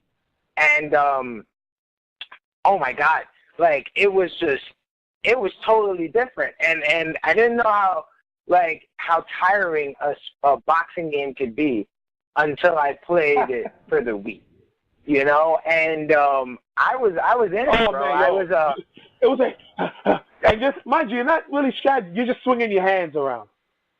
Right. But it was tiring, you know? And, it had its lags, it had its faults. You know, there are times where the sensor wasn't really, like, picking up stuff. I was moving and it wasn't really working, you know? But then again, like, it was something completely different, you know? And Nintendo, I feel, had to change the game again, like they did with the Super Nintendo. I felt like they went, okay, listen, we need to do this, you know? And they did. And they incorporated this, and they did it the right way, because not only did they have this whole integrated of, you know, movements, conquer all, and you can do this, but now they're following, and they're now taking a piece of what PlayStation was doing and listening and watching to see what's going on in the world. Now people are starting to get more fit. What do we do? Come out with a balancing board, come out with a game that people can work out with. Now, boom, they'll buy another accessory and they're working out to our system. People are buying the system just to work out with, you know? Yes. And it's like, holy shit, now they're capitalizing on everything that's going on. Everything that's going on. You can now create avatars, where before they copy that from Xbox. Xbox, like, well, you can create your own little avatar and that's your guy, you know? You know, it can move. So now, you create your own character. It's your own name. You could create everybody in this whole world if you wanted to, and you can use them in the game. And people are like, oh, my God, you couldn't do this in Xbox. You can't use this avatar in the game. And people were hooked. I was hooked, you know? And, bro, it revolutionized how we played. But then... Yeah. that was all great, but then But we don't go to butt yet. I want you to talk about the Wii. Like, talk about the Wii. All right. I already started with the butt, but oh, thank you. Here's the thing with me about the Wii. I did get it. Thank you. I did get it, but it was a family game. It was a family system. It was for my little brother, so they could have something to play. Me personally, I played it. I did play what was the Smash Brothers Brawl. Yeah. Here's the thing with Super Smash Brothers Brawl. It did not need a motion controller. It didn't. It didn't at all. It didn't. So imagine having a motion controller, yet you're playing a game that did not. So I'm holding the nunchuck and the Wiimote, and I'm like, okay. But there was nothing I could do. The game did not require a motion controller. And the Wii bouncing those games are fun, but that's not you don't play that by yourself. You have to have a group with you. And me, I'm very heavy with the single player aspect of games. I just love it. My cousin tries to get me to play like Destiny and all that stuff. I played for a while. Once I beat the story, I go back to my single player. That's just how I am. Right. So me with a Wii, because most of the time they got bored. They couldn't play. They had to go do whatever. And I'm like, okay. I'll play for a little while. So as revolutionary as it was, I could never get into it. And to the point where after a while, I'm pretty sure it's around here somewhere, it just collected dust. Why? I had my Wii. It's in a bin and it's just still there. And I agree with you. A lot of people have their Wii in a bin somewhere. Didn't really need motion controller, which was at first this was my only backlash for it. I'm like, listen, like of course Smash Brothers, you didn't need it, and I'm wondering why I have to spin my controller every time I want to do a spin knife attack with Link. You know, like I don't need to do that. If I waste my time spinning, someone's gonna hit me from behind and I'm gonna die. So like, I was. Come on, man. When all these titles kept coming out and people were excited to see them again because this is a new version of the game, you know, they came out and people was just lackluster about it because they were always the hype of the whole motion sensor and the motion control stuff, they were wondering how would it work and what would they do different with the old games that people love.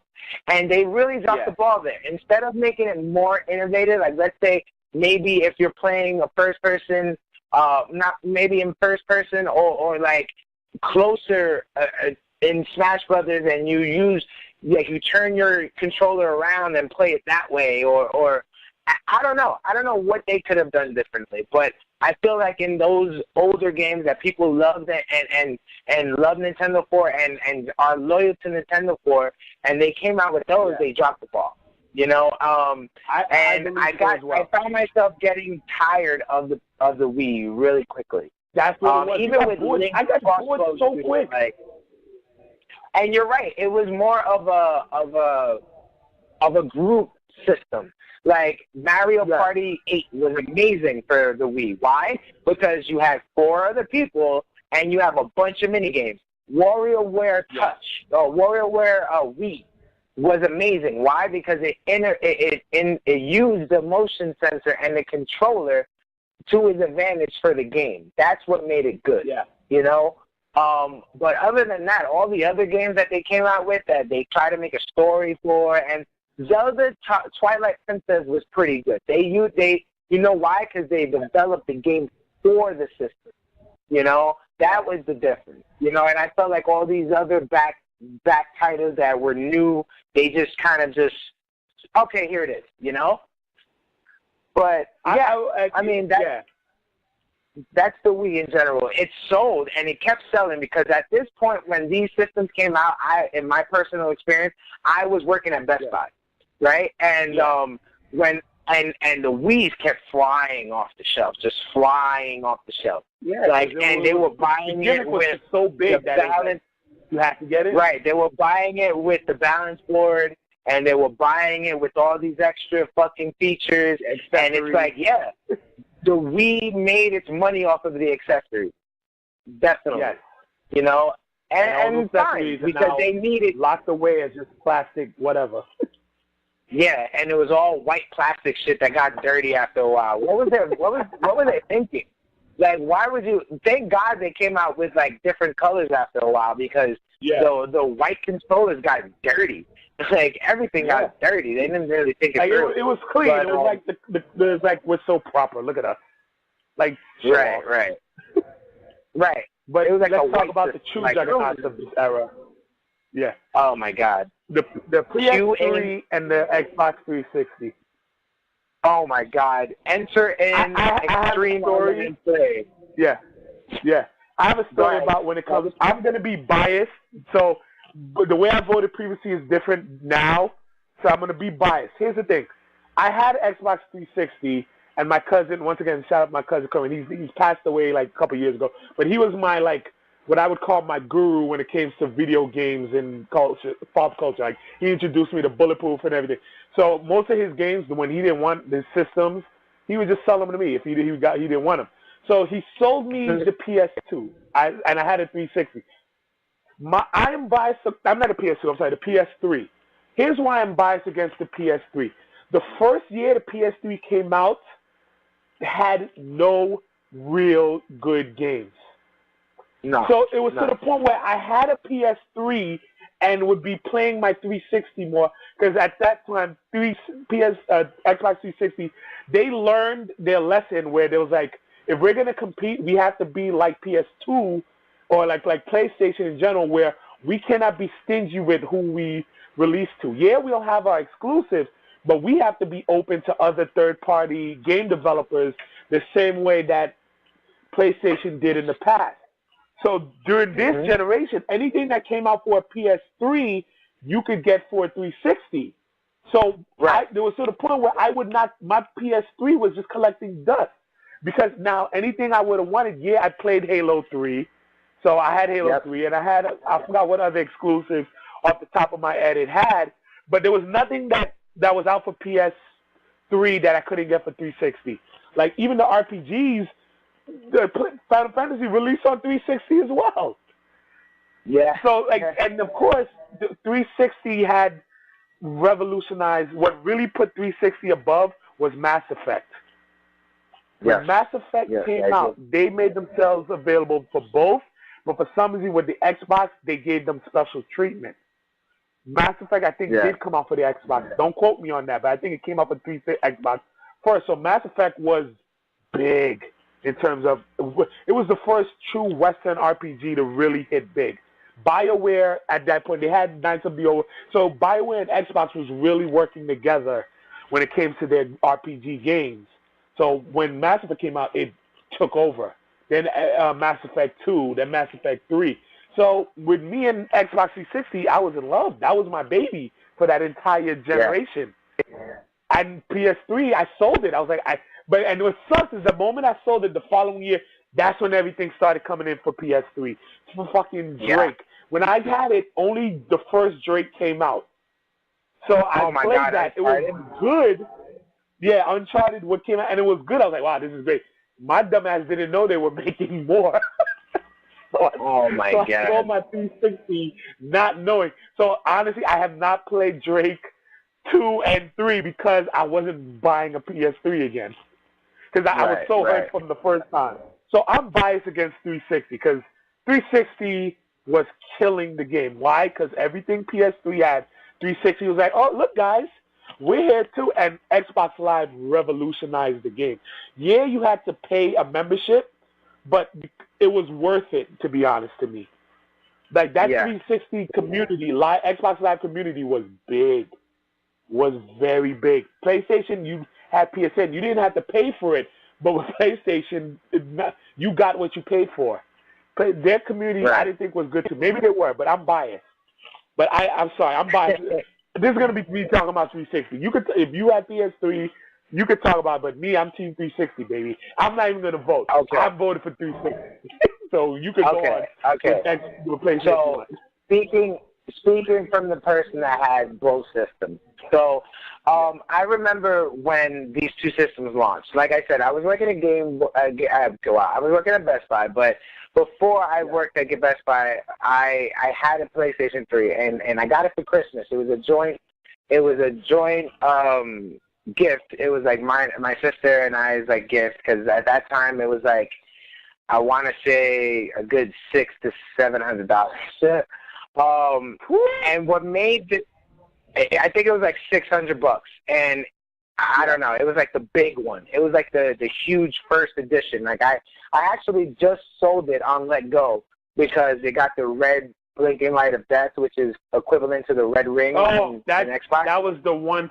Yeah, I forgot to mention. Right. That is the one because I did get hit with it, and I had to get a new 360.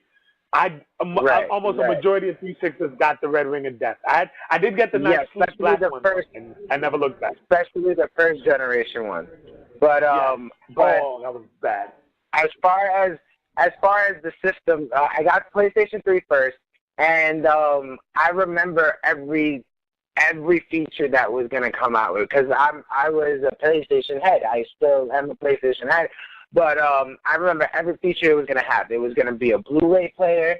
All the games are going to be a Blu-ray now. That means fuck all this Xbox shit about the graphics are better. Yeah. Now this whole Blu-ray thing is going to revolutionize things, because now it's going to be HD, it's going to be Blu-rays, and it's a Blu-ray player, right? It has 80 gigs of memory, and the first generation console played all PlayStation 2 games.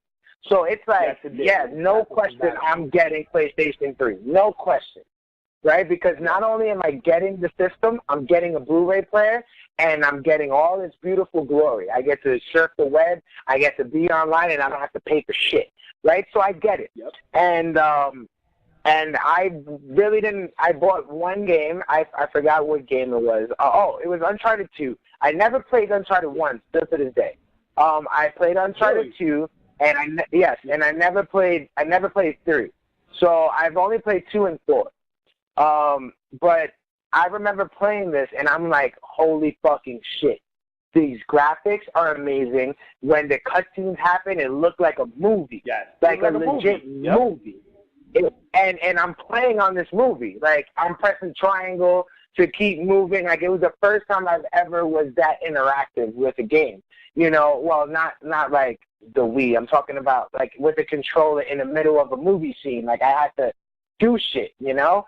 And it kind of reminded me of Resident Evil 4 that got launched only for GameCube.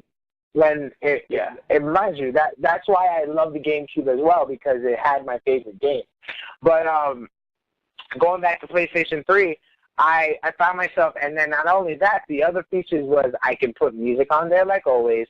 It had USB slots, so now I can put my USB sticks in there, and I can watch movies on there. I can download movies on there, you know, and watch them on that console, you know. So I can upload pictures on there. Everything that the Xbox was doing in the first one, now this one's doing it, and now this one's doing it even better. You know, I could change the skins, change the layouts. So I was all in, right? I didn't really buy a lot of games. Like I said, I only had Uncharted, and like I remember buying God of War 3. God of War, yeah. I didn't even play God of War 3. I played 1 and 2. Forgot we mentioned that. But yeah, God of War 1 and 2 I played. Never played 3. Because even when they were released, never played 1 I and felt 2. like I didn't deserve it. Oh, crazy. Really? I played 1 and 2, never played. I played 3, never played 1 and 2, and now 4 is coming out, and it was going to be amazing. Yeah. But yes, I played those 2 games, and I was in it. But I never really had to buy enough, because like you said, they didn't have that many games to start off with, and they didn't have to, just because it was backwards compatible, and all those great games that everyone was playing on PS2, they were still playing. So that's why it really didn't sell at first, because people were like, well, they don't have a lot of games. They still come out with the games for PS2. I'm just going to keep my PS2, you know? So I remember playing all my PS2 games on my PS3 and realizing that, you know, there was no need for the Xbox until I got an Xbox. But I got an Xbox, and it was... Well, hold on. I got the Xbox, and I remember just, you know, getting Halo 3, and I'm like, yes, finally, I get to play Halo. And Halo 3 was fantastic.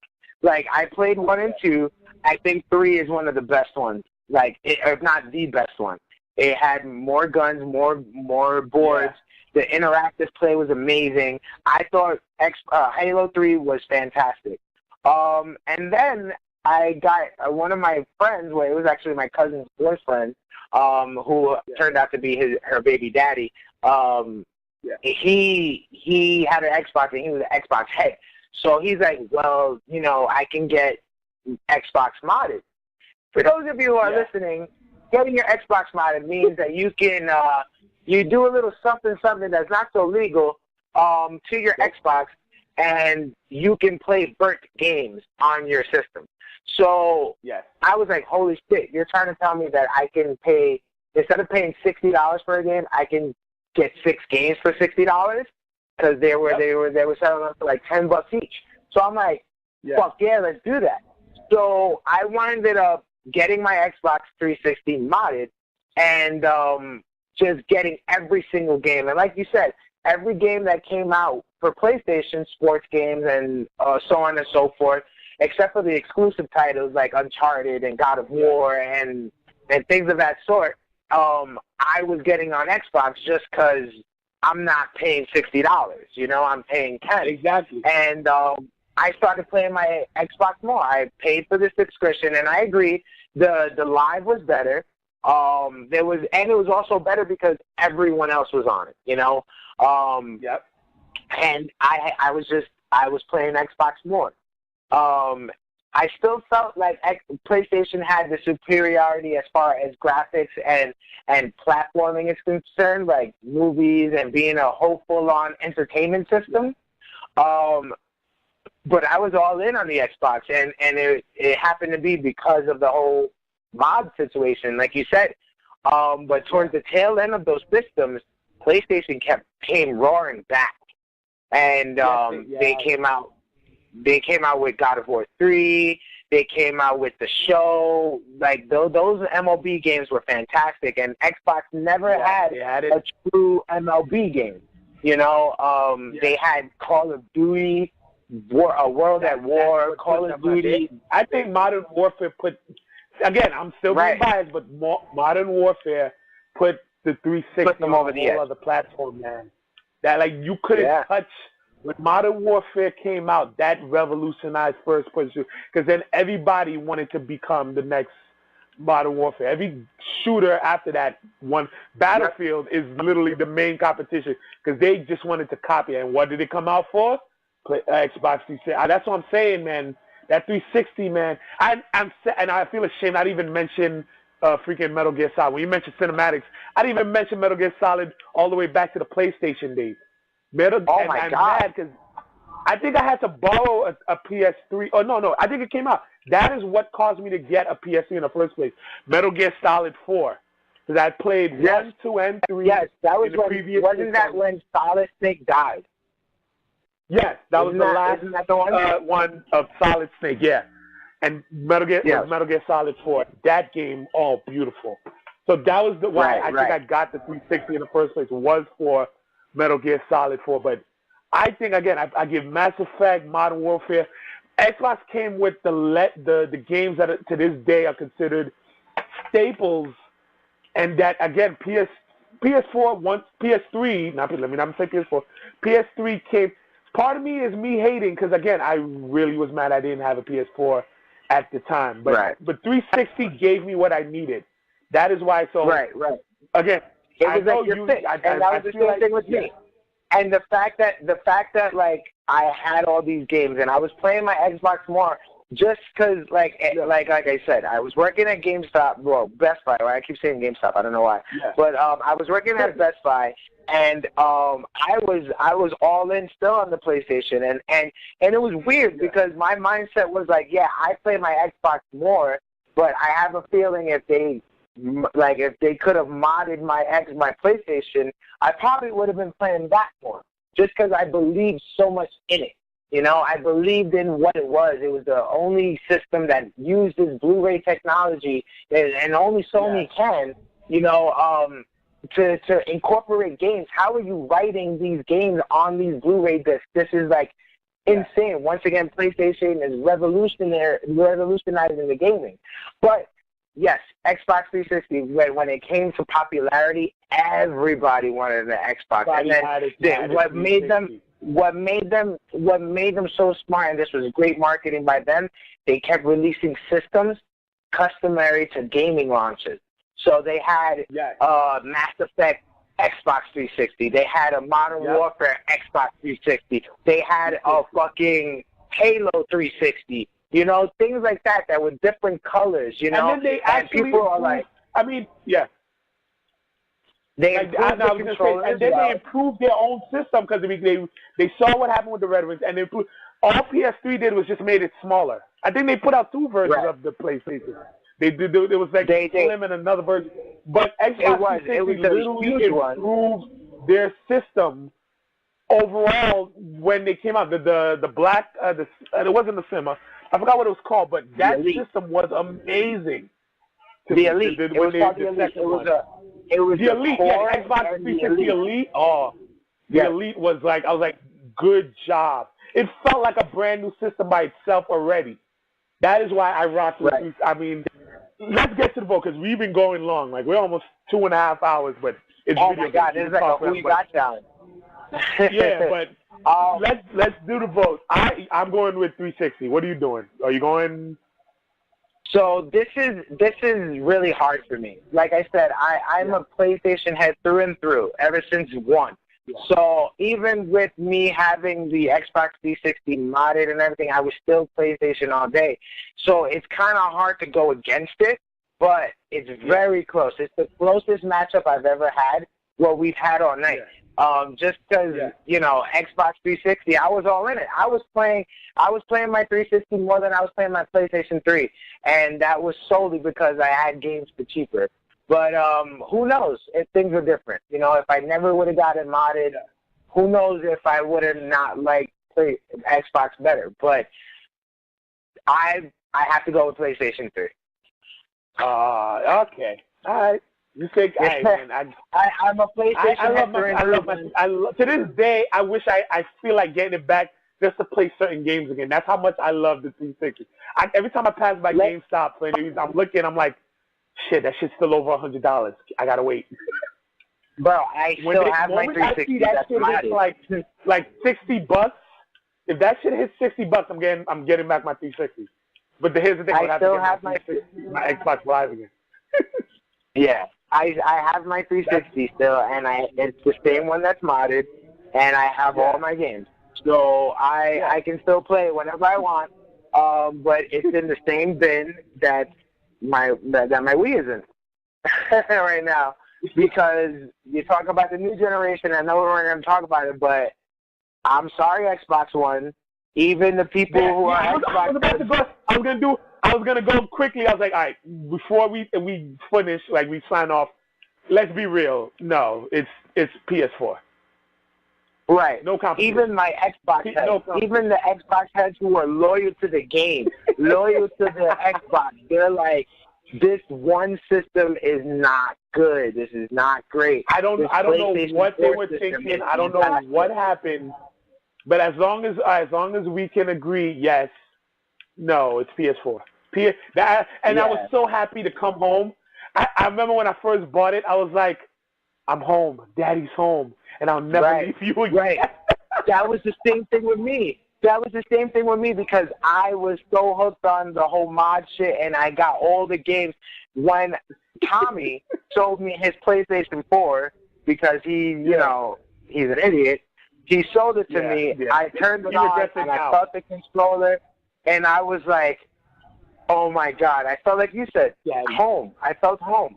Yeah. I felt home, I would never go back. I'm sorry.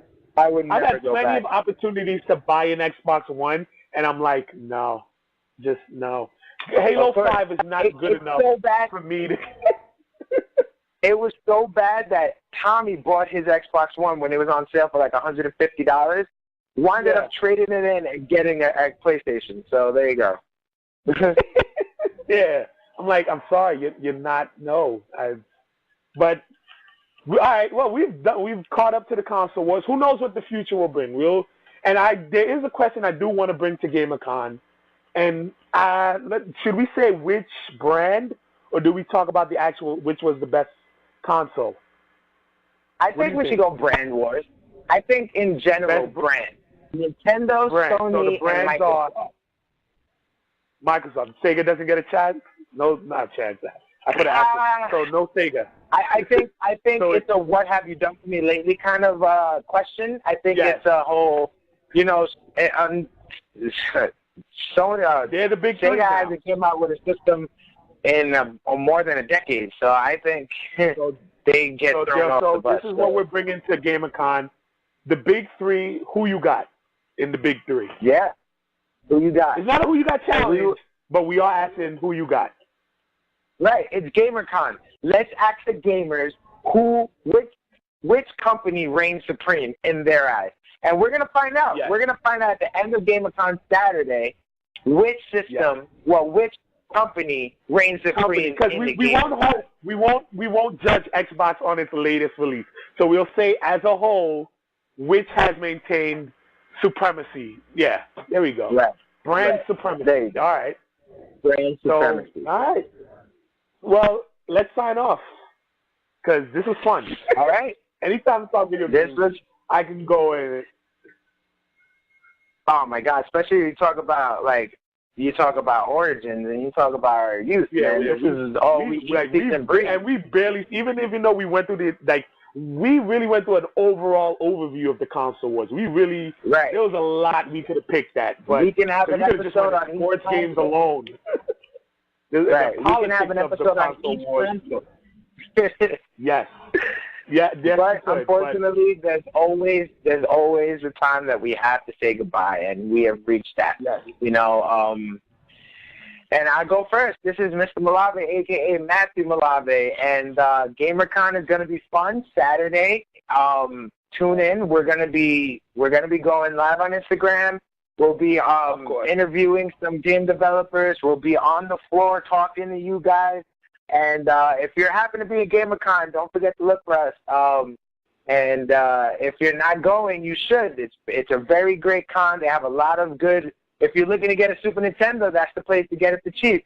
But I'm excited. Second year in a row. It's going to be amazing. Don't forget Second Rounds on Us, Florida Edition, Stash Box, and Mr. Also Smooth are going to go to SpookyCon with their respective Who You Got Challenge champions, Freddy Krueger versus Negan. So look out for that. They're going to be interviewing all you guys in Florida live on our Instagram account, 2ND Rounds.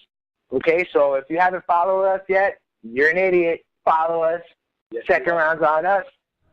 Peace. See you Saturday. And this is Alex Atown Ryan. Oh, man, I love talking video games. I'm playing a video game. I've been playing a video game. I've been playing Shadow of War PS4 this entire time. It's very good. Oh, my God. I know the new Assassin's Creed comes out tomorrow. I'm already setting up my 360 to download. I mean, not 360. That 360 on the brain. I'm setting my PS4 to download it while I'm at work so I can come home and get a quick playthrough. Not to mention also, I know this had nothing to do with it, but Stranger Things, baby, comes out tomorrow. Stranger Things tomorrow. At work during my lunch period. But this was gonna fun. binge it all night. Fuck you, bastard. You know what's funny? You know what? No. Was it you that had to be jealous of me the last time with Defenders? But you know what? Yes, it doesn't equal because Defenders. Yeah, and Defenders was trash, so I wasted my time. This was because now I don't get.